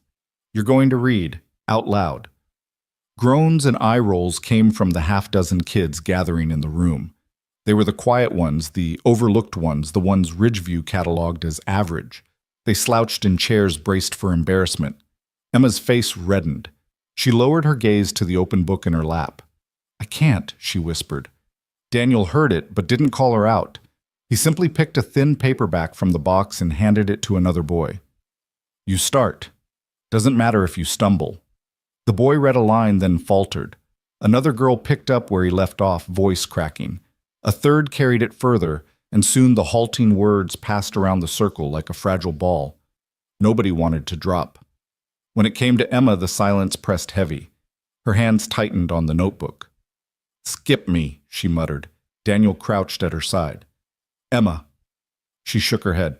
"Tell you what," he said. Softly, voice steady. "Don't think of it as reading to us. Think of it as reading to her." He nodded at his daughter, who was busy drawing crooked stars in the corner of her page. Emma swallowed. "That's worse." His daughter looked up, all blunt honesty. "You're scared." Emma bristled. "I'm not scared." "Then prove it," the little girl said, folding her arms. Daniel hid his smile. The kid had inherited his stubborn streak. Emma lifted her notebook. The letters trembled, but her voice cracked out, barely audible at first. "The sun sets behind the—" She faltered. Daniel leaned closer, his presence calm. Again. She tried. "The sun sets behind the hills." Her voice wavered, but she didn't stop. By the third sentence, something shifted. The words tumbled rough but steady. Her cheeks flushed with effort. She reached the end of the page, and for a moment silence reigned. Then his daughter clapped. 1, 2, 3. The others joined in the sound, clumsy but real. Emma stared at them as if she didn't recognize the applause belonged to her. For the first time in months, she wasn't failing a test, she was part of something. Daniel stood, his voice firm. "See, you didn't start perfect. You started at 0. And 0's where everything begins." Outside the library, Victoria Carter watched through the wired glass, her reflection fractured. She had told the headmaster she needed to see the scope before signing off on any decision. But as she watched her daughter's shoulders square, watched her read without the shame that usually strangled her, Victoria's scope narrowed to one simple, unbearable truth. Emma was alive in this room in a way she wasn't anywhere else. Mrs. Carter, the headmaster, whispered beside her, arms folded. "You see why it's concerning. Liability, unauthorized use of school space." Victoria didn't answer right away. She couldn't. The applause still echoed in her ears. Inside, Emma lifted her chin, her voice gathering strength. The stars began to appear one by one. Victoria's throat tightened. She had bought stars for Emma Crystal Ceiling's domed observatories, diamonds that sparkled under curated light. None of it had ever made her daughter glow like this. Daniel noticed Victoria in the window then, their eyes locked. For a moment his expression hardened, protective, wary. Then it softened just enough for her to see something she hadn't been shown in years, respect that didn't need her money, only her choice. She exhaled slowly, her breath fogging the glass. Then she turned to the headmaster. Not a word of this leaves this hallway. Not yet. He blinked. So you want him removed? No. She adjusted her coat, her tone brooking no argument. I want to watch. Back inside, Emma stumbled on a word and corrected herself without Daniel's help. She grinned wide and unguarded. His daughter clapped again, delight ringing through the room. For the first time in her career, Victoria Carter didn't calculate what came next. She simply stood in a hallway that smelled faintly of chalk and dust and let herself believe that maybe, just maybe, starting at zero wasn't a weakness, it was the only way forward.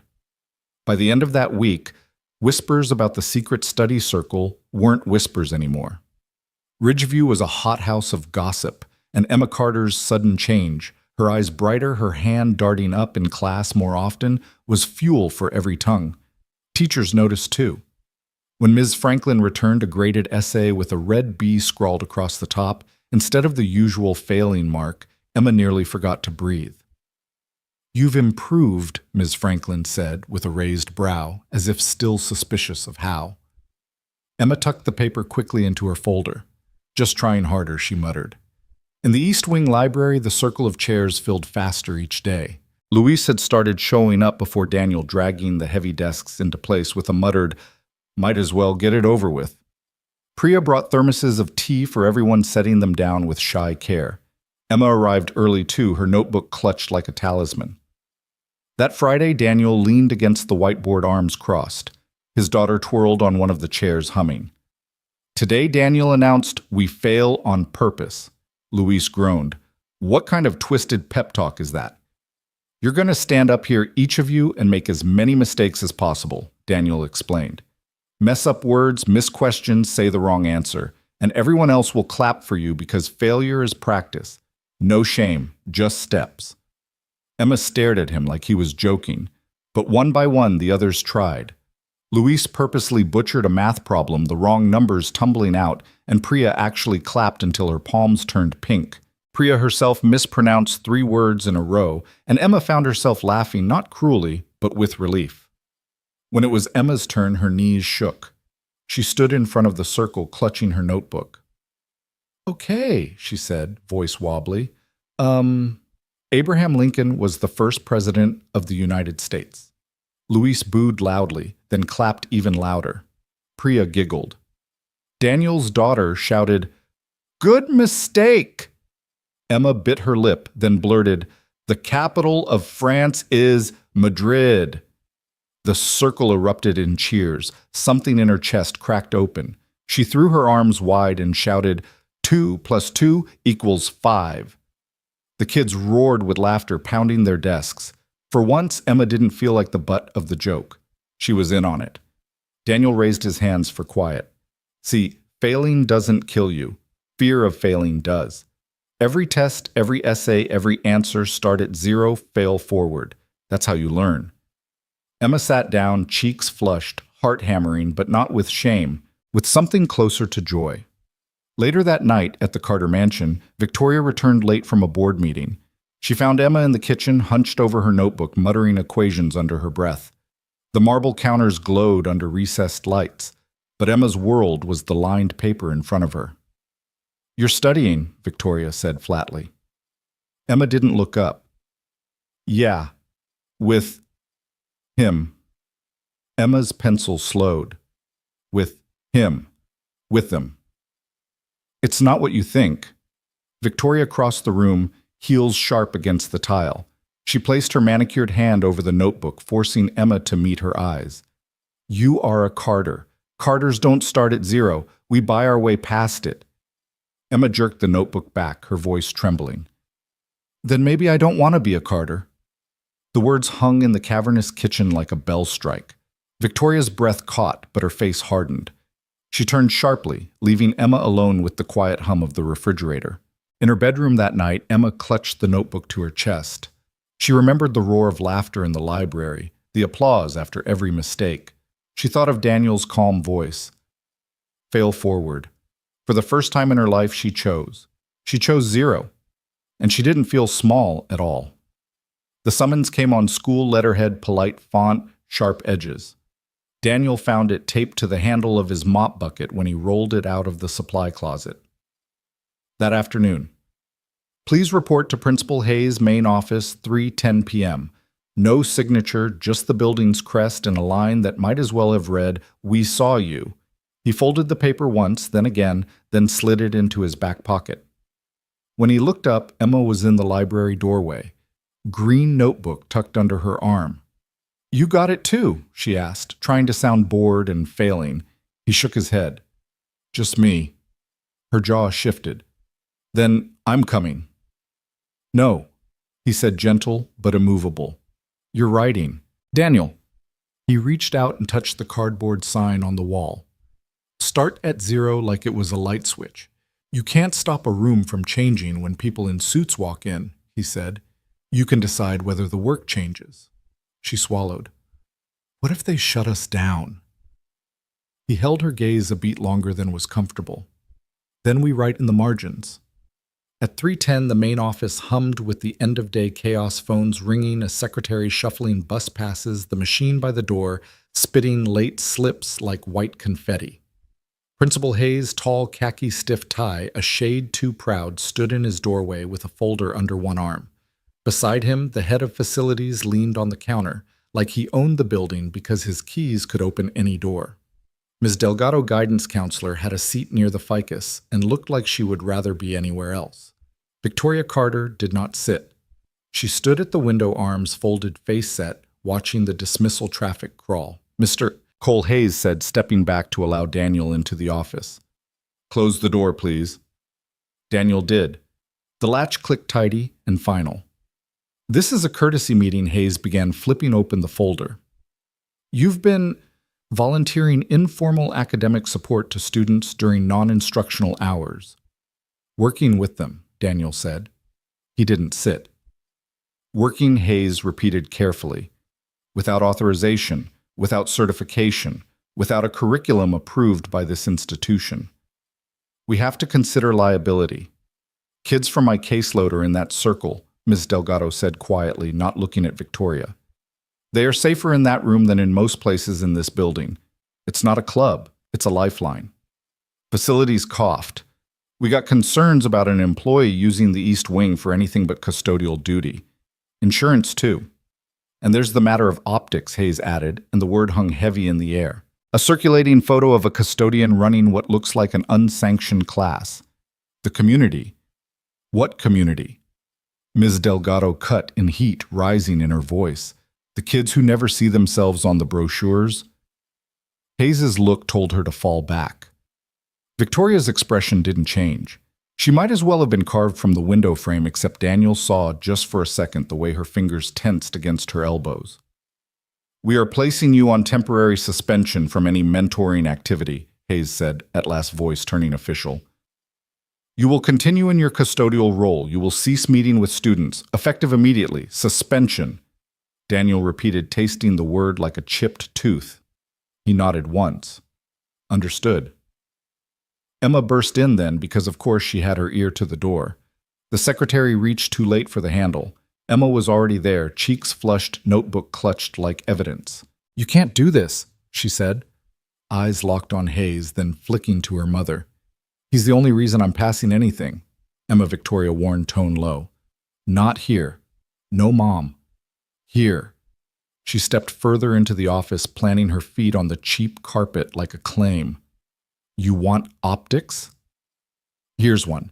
Your daughter failing in public until a man pushing a mop gave her a way to breathe." Hayes stiffened. Facilities stared at a spot over her head. Ms. Delgado's hands twisted in her lap. Daniel put a hand on Emma's shoulder pressure, just enough to anchor, not enough to restrain. "It's okay," he said. "This isn't our fight. It is..." she said, voice cracking. It's my life. He absorbed that, then looked at Hayes. Do I need to turn in keys? Hayes hesitated. Power liked when the other person flinched. Daniel wasn't. Keys to the library for now, Hayes said, fishing a manila envelope from a drawer. Daniel reached into his pocket and set 2 tarnished keys on the desk. They made a lonely sound on the wood. He didn't look at Victoria. He didn't look away from her either. Something passed between them. Recognition may be the kind that flares when 2 people realize they are both choosing less than what they could take. Mr. Cole Hayes said, relief seeping into his tone now that the ritual had a shape. I appreciate your cooperation. Daniel nodded once. I appreciate their courage, he said, tipping his head toward the door, toward whichever kids were out there right now thinking a hallway might swallow them whole. He guided Emma out with him. In the reception area, Priya and Luis were waiting like they'd been holding their breath for 10 minutes. Priya's eyes were already wet. Luis stared at the envelope in Daniel's hand as if it contained a verdict. Well, Luis asked. Daniel held up the envelope. I'm benched. Priya made a sound like a gasp folded into a sob. Emma stepped between Daniel and the world, ready to make herself into a wall. We can fight this, she said. We can, my mom? She looked back through the glass at Victoria, still and precise as a chess piece that moved only when it meant to win. No one fights better than paperwork, Daniel said, and there was no bitterness in it, only fatigue. But paper can't stop a pen that knows where it's going. What does that even mean? Luis asked, half mad, half desperate. It means this isn't church. Daniel's voice was quiet and firm, like the floors under their feet. Your writing doesn't need a priest to make it holy. It doesn't need applause. It needs you in a chair with 10 honest minutes and the guts to hate the first draft. Emma blinked fast. Say you'll come anyway. Say you'll keep meeting us, please. He looked at her at the green notebook with its edges softened by hands, at the girl who had walked in with sunglasses as armor and now stood with nothing but her raw voice and a circle of kids. He could have said yes and meant it and lost his job by morning. He could have said no and watched her crumble in a way he might not be able to fix later. Right, he said instead. Just the one word. You keep writing. I don't need to be in the room for that to be true. His daughter Lily trotted up then from where she'd been coloring in a chair by the copier, oblivious to the adult weather. Dad? I drew another circle, she announced, holding it up. The O was wildly lopsided. The letters around it staggered, but brave. Start at 0, it said again, as if the world might forget. Daniel smiled at her, and the smile cracked something in Emma's chest. Looks like a revolution, he said. They walked together down the hallway, Emma, Priya, Luis, Lily skipping between them. Daniel a half step behind, like a shepherd counting heads. Teachers passed, not seeing. Josh leaned against a locker and flicked his eyes over the group like they were a headline he'd already mocked. Where's your mop club now? He stage whispered. 2 of his friends snickered. Emma stopped. Every cell in her body prepared for the old combustion, but the cardboard words were louder than the sneer. Right here, she said, tapping her temple with the end of her pen. Right here, she repeated, tapping the green notebook. She met Josh's gaze. You can't suspend that. Josh opened his mouth for the next line and then somehow lost it. Emma turned and kept moving. Back in the library, the circle of chairs looked wrong without Daniel leaning on the windowsill, thermos in hand. The room felt a size too big. Emma stood where he usually did. 10 minutes, she said, throat tight. Write the first sentence you're afraid to admit is yours. Luis looked at the whiteboard. The marker squeaked under his hand. Fail forward. Priya set the timer on her phone and slid it face down under the table exactly the way Daniel taught them. Lily took her place by the cardboard sign and drew another crooked O inside the first, a second circle like a promise. They wrote, not better than before, not braver, not cleaner, just as if the act itself were the point. Words tumbled clumsy and alive, and the room began to feel like itself again, just slightly rearranged to make space for the empty that his absence made. When the timer chirped, no one moved right away. Luis said, I hate this. Priya said, me too. Emma said, good, surprising herself with the steadiness of it. She swallowed. Means it's working. At home that night, the Carter mansion sounded like a museum again, quiet, curated to make you feel small. Emma sat cross-legged on her rug, the green notebook open to a blank page that looked like a dare. She tried to write about what had happened, and the sentences came out like apologies. She tore the page free and started over. If the world only listens to titles, she wrote slowly, maybe the only way to be heard is to erase mine. She stopped and stared at the line. It scared her. It comforted her. It felt like stepping to the very edge of the tile and looking over into the dark. Down the hall, Victoria stood in her study with the lights-off phone glowing cold in her palm. Hayes had sent a follow-up suspension enacted. Monitoring continues. Appreciate your discretion. Her thumb hovered over reply. Instead, she opened the photo she'd taken through the wired glass that morning. Emma's face lit with the kind of effort money couldn't fake. She enlarged it until the pixels climbed apart a mosaic of a girl she had made and could not control. She put the phone down and pulled open the bottom drawer. Inside alphabet charts, a text-to-speech device she hadn't switched on in years, a large print novel with the spine barely cracked. She touched them and then let go as if they were hot. In the East Wing.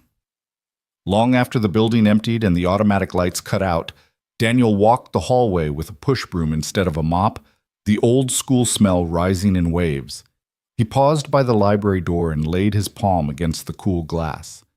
On the other side, cardboard letters waited in the dark. He whispered, not sure if he was praying or promising, start at 0, and then kept sweeping because the floor needed him, and so did a dozen kids who thought they were alone until a circle made them otherwise. Tomorrow, he wouldn't be in the room, but the work would be. Night draped the Carter mansion like a velvet curtain, muffling the house's expensive quiet until even the grandfather clock seemed to breathe softer. Emma padded down the hallway barefoot, the green notebook tucked under her arm, her phone's flashlight making a pale cone across the runner. She should have been asleep tomorrow, promised a full day of whispers and side-eyes in the wake of Daniel's suspension, but the sentence she'd written before bed wouldn't let her rest. If the world only listens to titles, maybe the only way to be heard is to erase mine. The words pulsed like a bruise. She needed a printer to tape them above her desk, needed to see them in black and white, the way you see a dare more clearly when you stick it to a wall. The family printer lived in her mother's study, Victoria's sanctum, the one room in the house that made even staff speak with indoor voices. The door stood ajar, a thin blade of light cutting the dark. Emma hesitated. She could hear the soft shush of the HVAC and the almost inaudible tick of the glass desk clock her mother pretended not to care about. She tapped the notebook against her thigh once, twice, then pushed the door with 2 fingers. It swung without protest. The study gleamed the way magazines taught rooms to gleam, a glass desk the size of a car. Hood, a wall of books arranged by color instead of subject, a floating shelf with awards that weighed more than they looked. But what always ruined the illusion were the drawers. Victoria kept them locked during the day, guarded as if they contained stock options instead of pens. Tonight, the bottom left one sat cocked open by an inch of misalignment that would have enraged Victoria's sense of symmetry. "Mom?" Emma whispered, peeking around the door. No answer. The house sighed. She crossed to the printer, but her feet stopped at the open drawer the way your eyes stop at a siren-loud word. Curiosity and dread tangled in her chest. She slid the drawer open with her fingertips slow, as if she were disarming something. Inside a tray of laminated alphabet cards in bright primary colors. ABBCC in block print. Below them a text-to-speech device the size of a paperback, its buttons worn smooth. Thick pencils with triangular grips. A pack of colored overlays, transparent sheets in pale blues and greens and ambers. And on the bottom, half hidden under a folder, a large print edition of a classic novel, the pages yellowed the type so big it looked like shouting. Emma froze. It didn't make sense until it made so much sense she had to sit down. She lowered herself into the leather chair, the notebook slipping onto her lap. Her mind rearranged certain memories, like furniture, finally admitting where it belonged, the way Victoria read contracts aloud under her breath, when she thought no one was listening, how she never asked Emma to read the menu in a restaurant, always treating her by ordering, the strange, rigid pride she had in memorizing presentations instead of relying on notes. Emma picked up one of the overlays. The plastic felt flimsy, cheap against her fingers, the kind of thing a teacher might pass to a kid no one had time to understand. She laid it over a page of the large print novel. The letters softened, settled. Her own breath hitched. She reached for the text-to-speech device and thumbed the on switch. A tinny voice, genderless and precise, bled into the room. Chapter 1. Emma snapped it off as if she'd intruded on a secret so intimate that sound itself was an offense. She stared at the drawer like it might snap shut and erase the evidence. But it sat there stubbornly open, full of artifacts that told one story in 10 different dialects. Her mother wasn't perfect at everything. Her mother, Victoria Carter, who stitched a company together with iron thread and a smile sharp enough to open envelopes, had trouble with letters. Had always had trouble with letters. Had built an empire around that trouble so no one would see it. Emma felt something hot sting the backs of her eyes. Not anger exactly. Though anger was there like an old friend, more like a sudden fierce empathy crashing into the scaffolding of all her grudges at once. How many dinners had turned into tribunals, not because her mother loved cruelty, but because fear had been sitting at the table longer than Emma had been alive. The house shifted, settling, or maybe exhaling. Emma picked up the laminated alphabet cards and fanned them, a child's rainbow in her hand. Her throat went tight. She thought of 10-year-old Emma trying to tie her shoes while a nanny's precise fingers did the work, and of another girl tonight on a curb in the rain, a man in a faded uniform double-knotting her laces with patient pride. 2 different knelt postures, 2 different kinds of love. One of them had kept its softness. The other had put on armor and never taken it off. "Why didn't you tell me?" she whispered to no one, to the drawer to the room that had always been too clean to trust. She slid the drawer shut gently and stood. The printer blinked at her like a docile animal waiting for commands. Suddenly, she didn't want anything printed in here at all. She turned to leave and stopped. Another drawer top, right this time, sat locked. Emma pressed her palm to the cool wood, feeling foolish and 19 and 12 at once. She tugged. It held. She exhaled and forced herself toward the door. In the hallway, her feet slowed near the framed family photo. The last one before her father left Victoria's smile perfect, and a little brittle Emma, small in a white dress, her eyes searching sideways for something that wasn't there yet. The glass reflected her now older and messier hair, up in a lopsided knot, a smear of ink across one knuckle. The 2 versions of her shared the same space for a heartbeat. She didn't know which one she pitied. Back in her room, she closed the door quietly and sat on the floor under the window the way she always did when she needed truth to feel like gravity instead of a trap. She flipped open the green notebook to a new page and wrote without thinking. "My mother built palaces so no one would see the staircase she falls down at night." She stared at the sentence. She hadn't known that was waiting in her wrist until it was there in ink. The next line came slower.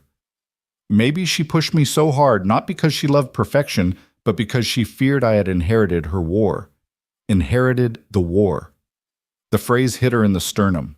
She thought about the way her mother had said Carters don't start at 0, and how the alphabet cards had sat there in the drawer like an altar to 0 used in the dark. She wanted to be furious. It would be easier. But the image of the text-to-speech voice, flat, tinny, reliable in a way human voices never are, kept dragging her back to something like sorrow. For the first time in months, she wanted to walk down the hall and knock on her mother's door and say, "Tell me. Tell me how the letters tilt for you, how they slip, how you catch them, and hold them still like butterflies you can't bear to pin." A light passed under her door. She held her breath. Footsteps paused outside heels without their full armor, slower at night, thoughtful. Emma's hand trembled over the notebook, ready to snap it closed. The footsteps moved on. She pressed her palm flat to the page and breathed until her heart settled into something that didn't sound like panic. Then she wrote carefully. "If we both start at 0, maybe we stop trying to own each other's miles." A sudden memory rose up, uninvited Emma, at 7, sitting at the long dining table with a children's chapter book. Victoria had stood behind her, one hand on the back of the chair, like a captain's, the other hand tracing the lines with a pencil. Slower, she'd said when Emma tried to skip the hard words. "No, see it, don't pretend it." At the time, Emma had heard it as cruelty. Maybe it had been a message passed down from one frightened girl to another, with too much steel added in transit. Downstairs somewhere deep in the house, A cabinet door clicked and soft jazz lifted like steam. Her mother never slept on nights that smelled like decisions. On those nights, Victoria moved through the study like a ghost employing a body, reading contracts out loud, letting the syllables do their work in the air, even when the page refused to pay her the courtesy of lying flat in her head. Emma stood again before she could talk herself out of it. She opened her door and stepped into the hall, the notebook tucked against her ribs like a shield. She made it 5 steps toward the study and stopped. The slice of light under Victoria's door was enough to make her throat close. "Not tonight," a voice in her said. "Not because you're afraid, but because you finally know this is bigger than a midnight confessional." Daniel's voice threaded in after it, low and patient. "The right thing never begs for applause. Keep laying down the words." She returned to her room and sat once more. She copied the line she'd written before if the world only listens to titles. And then under it, bold and deliberate, added, "Start at 0 was never an insult. It's permission." She closed the notebook and pressed it to her chest until the paper warmed. Then she slid it under her pillow like a child might hide a treasure and lay back, eyes on the ceiling's dim geometry. Sleep took a long time to find her. When it did, it threaded her dreams with low voices at a library door, a curved shoelace resting against a small sneaker, a deck of alphabet cards that refused to stay hidden in a drawer. In the morning, she would not be able to unknow what she had learned. In the morning, she would ask. She would not let Victoria rewrite the night into something tidy. But for now, while the house held the last of its quiet and the sky beyond her window softened toward gray, Emma let the truth sit without trying to weaponize it. It felt like holding a bowl with both hands. Across the hall, Victoria stood in her study with the lights off. Eyes closed, fingertips resting on the edge of the same drawer Emma had touched. She had not heard the device speak, had not seen the cards go out and back. But some rooms change you if you wait outside long enough, and tonight on either side of a hall built for distance, a mother and a daughter kept company with the same secret. Tomorrow, they would test whether it could turn into a bridge. The next morning broke with a sharp wind off the river, rattling the windows of Ridgeview Academy like an omen. Emma walked through the gates with her chin tucked into her collar, the green notebook heavy in her bag, the memory of the open drawer pressing against her ribs like a bruise. By first period, the air was already thick. Daniel was gone, suspended indefinitely. The students in the secret circle carried themselves like half a body without its spine. Luis slouched so deep into his hoodie he looked folded in half, and Priya traced invisible circles on her desk, as if sketching the words she couldn't say aloud. Even Emma's smile, which had begun to bloom in those weeks of failure practice, wilted at the edges. Ms. Franklin handed back another test. Emma saw the grade before she even pulled the paper all the way free, 74 scrawled in red. Not a miracle, but not failure either. She slid the test under her notebook before the class hawks could crane their necks. When the bell rang, Luis muttered, "He's not coming back, is he?" Emma glanced at him, and her voice came out sharper than she intended. "Of course he is." Priya lifted her eyes, worried. "Your mom doesn't lose." Emma thought of the drawer, of the overlays, the oversized type, of the truth she couldn't tell anyone yet. Maybe she's not the one fighting. This time, Emma said half to herself. That afternoon, the library was emptier than ever. The janitorial cart stood parked in its usual corner, but Daniel's absence turned it into a gravestone instead of a landmark. The kids shuffled into their circle like soldiers reporting to duty without an officer. For a long minute, no one spoke. Finally, Emma dropped her bag onto the floor with a thud. "We keep going," Luis snorted. "Doing what? Pretending we're teachers?" Emma pulled the notebook out and slapped it on the desk. "He didn't teach us to pretend. He taught us to fail forward. We don't stop just because someone's scared of him." Priya's soft voice threaded the air. "What if we're scared too?" Emma looked at them both. Her fingers itched to write, but instead she let the words fall raw.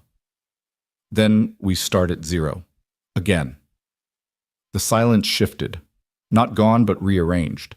Emma flipped open the notebook to a fresh page. "Okay, let's screw up together." She wrote a math problem on the board badly. Luis groaned but picked up the marker next, his mistake making the others laugh. Priya stumbled through a poem line by line, the rhythm clumsy and awkward, and Emma clapped so hard her palms stung. They were shaky, clumsy, without Daniel's calm voice anchoring them, but they were still moving. That night, Emma came home to find her mother waiting at the kitchen island laptop, closed glass of wine untouched. Victoria rarely waited. She was the one people waited for. The air itself seemed caught in her posture. "Word reached me you've been running something in the library," she said without preamble. Emma froze the notebook still in her hand. "We're just studying." Victoria's eyes flicked to the green cover. With him, Emma's jaw tightened. Without him now. "Thanks to you."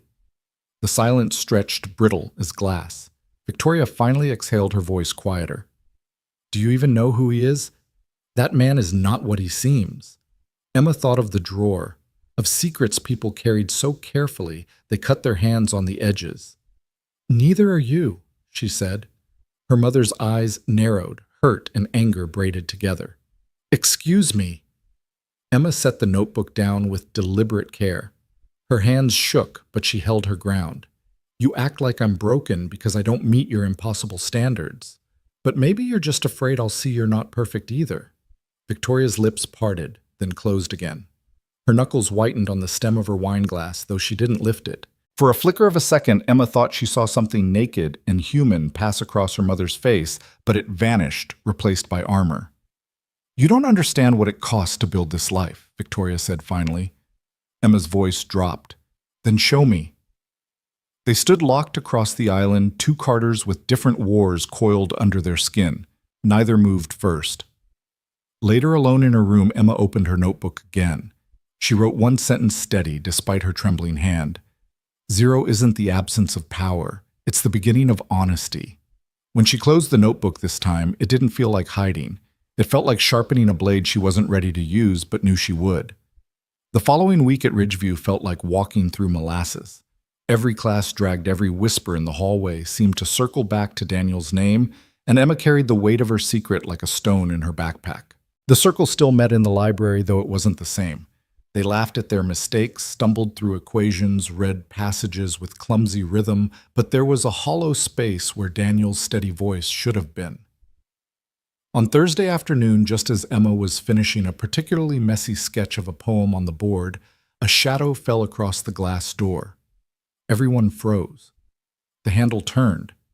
It wasn't Daniel. It was Principal Harris, flanked by two teachers. His expression was cold, his voice clipped.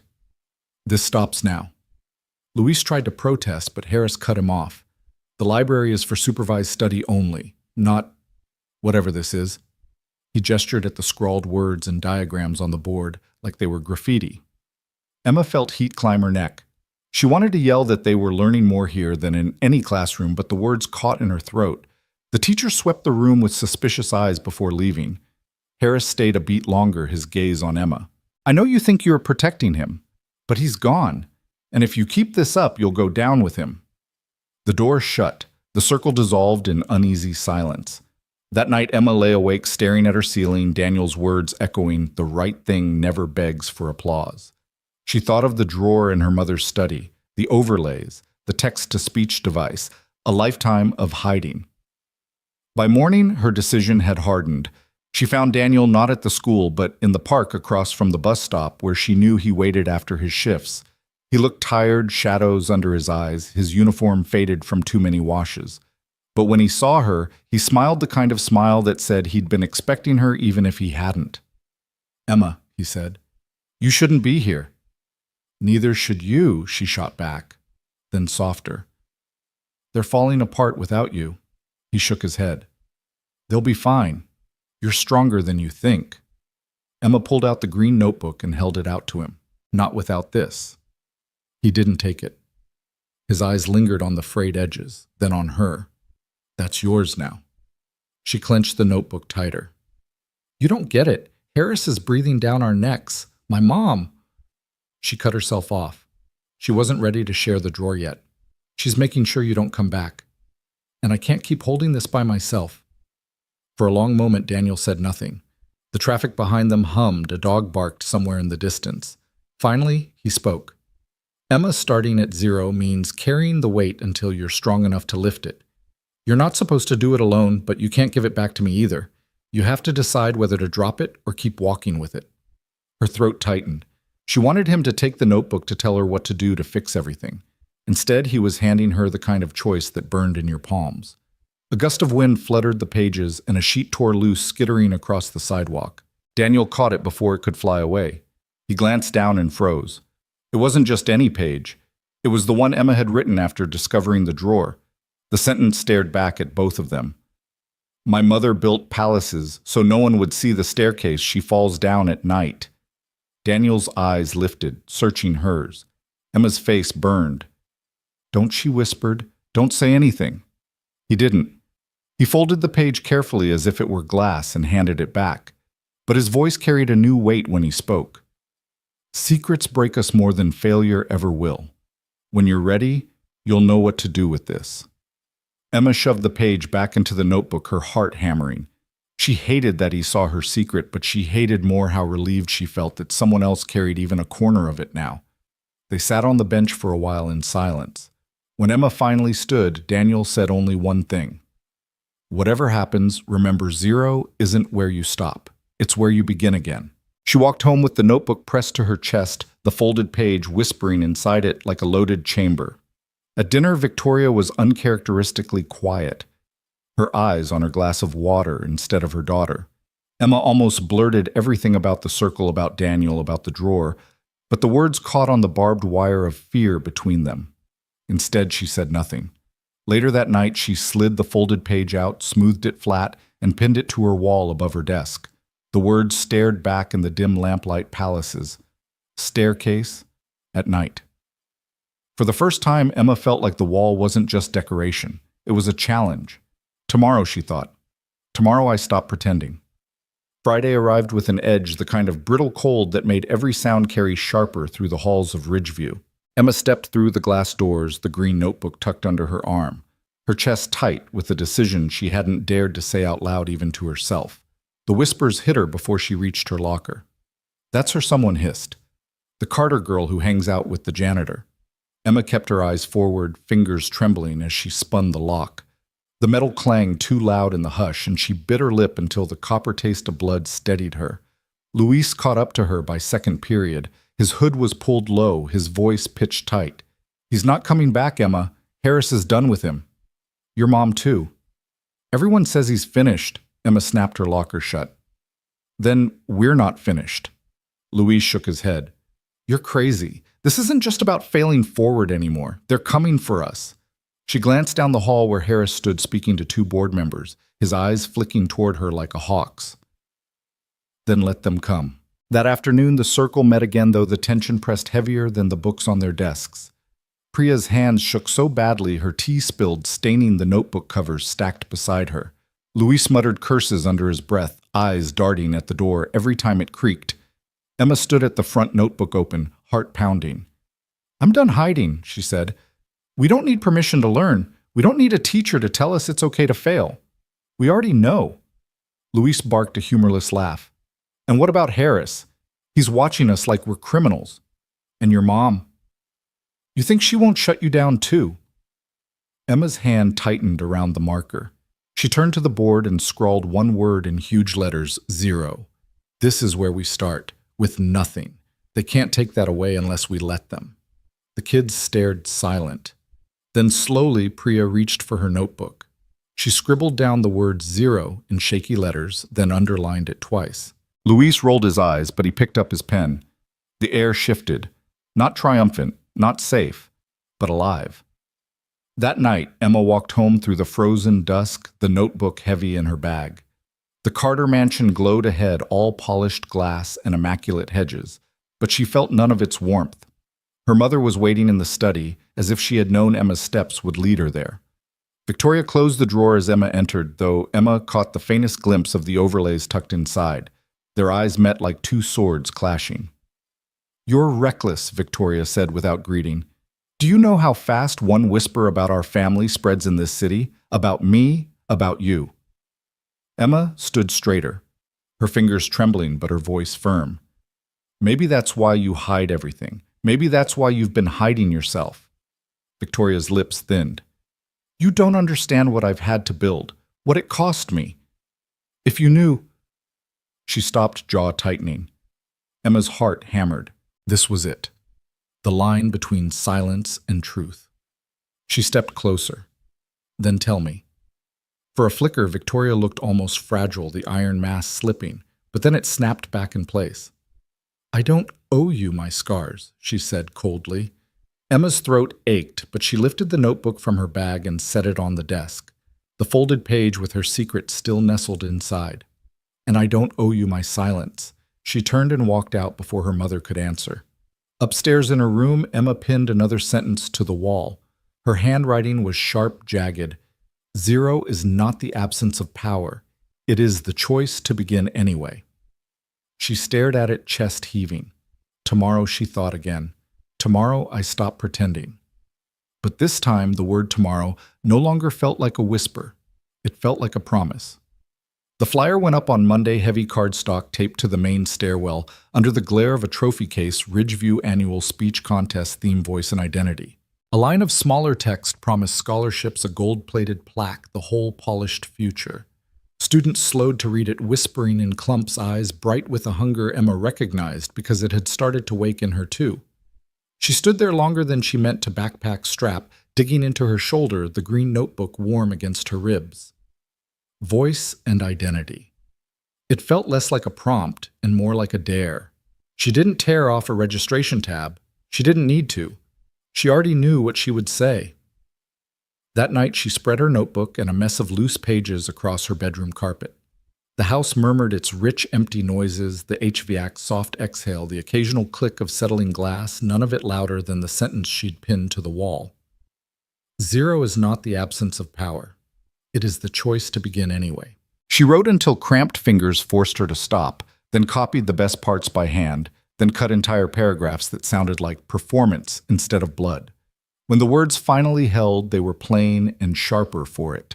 She could hear Daniel's voice under them cut the adjectives.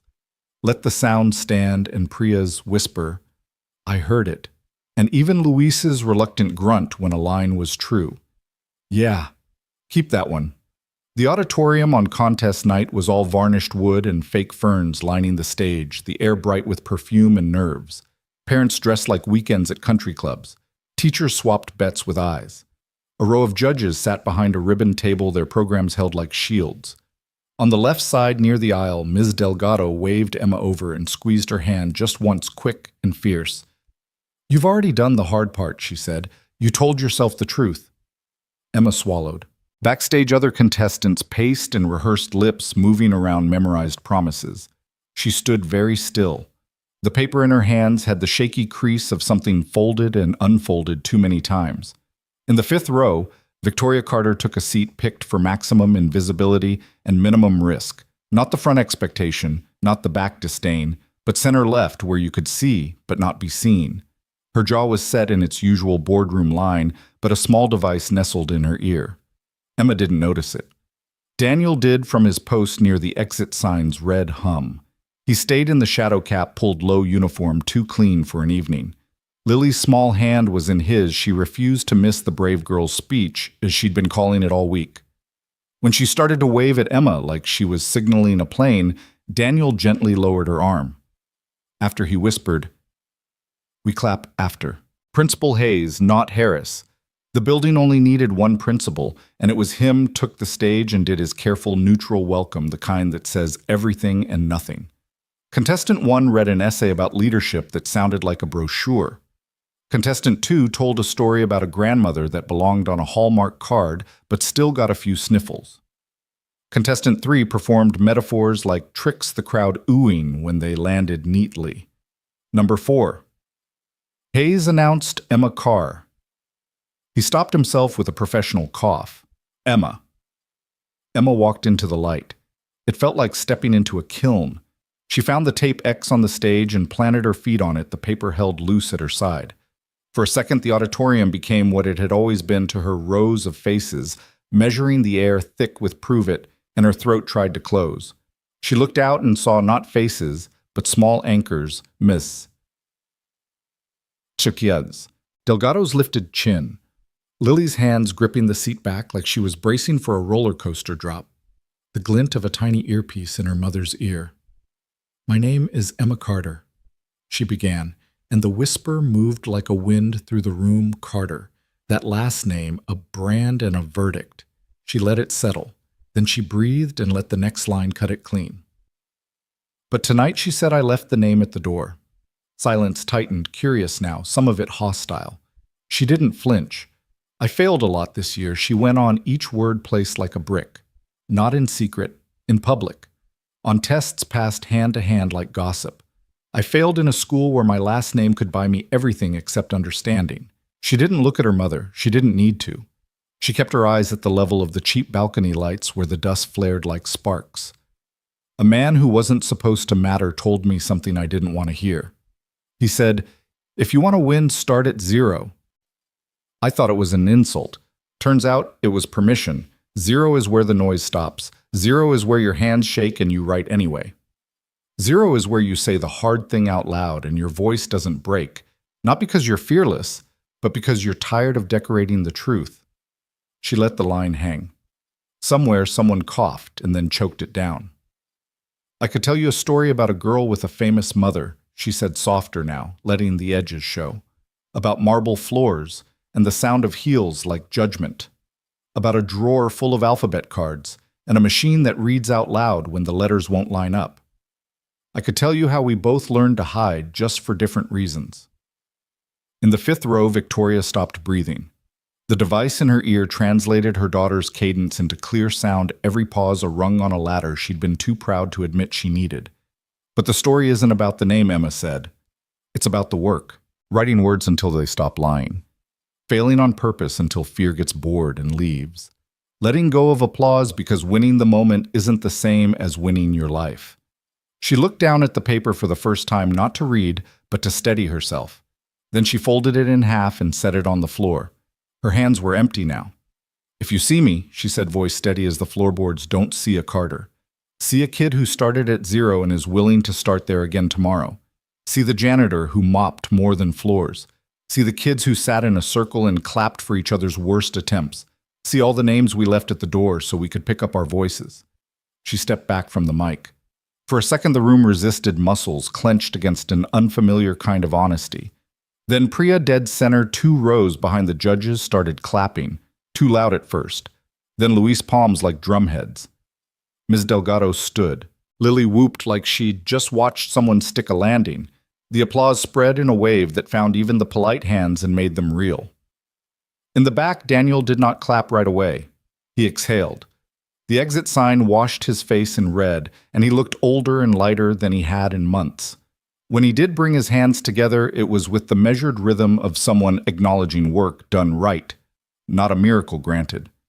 From her aisle seat, Victoria pressed 2 fingers to the device in her ear, as if to quiet it and hear the room raw. She stood too. Not first, not last. When Emma stepped off stage and disappeared into the curtain dark, their eyes met across the aisle, no acknowledgement, no nod, nothing performative. Just a thread taut and thin and new. The program moved on. Finalists announced polite speeches made, but for Emma the night split in 2 before she said it, and after. Across campus, in a room that smelled like coffee and policy, the school board gathered. A long table, careful water pitchers, a printed agenda with an item near the bottom. Discussion. Unapproved after school. Writing Group East Wing Library. Principal Hayes did his due diligence liability chain of command photos that made people in suits shift in their chairs.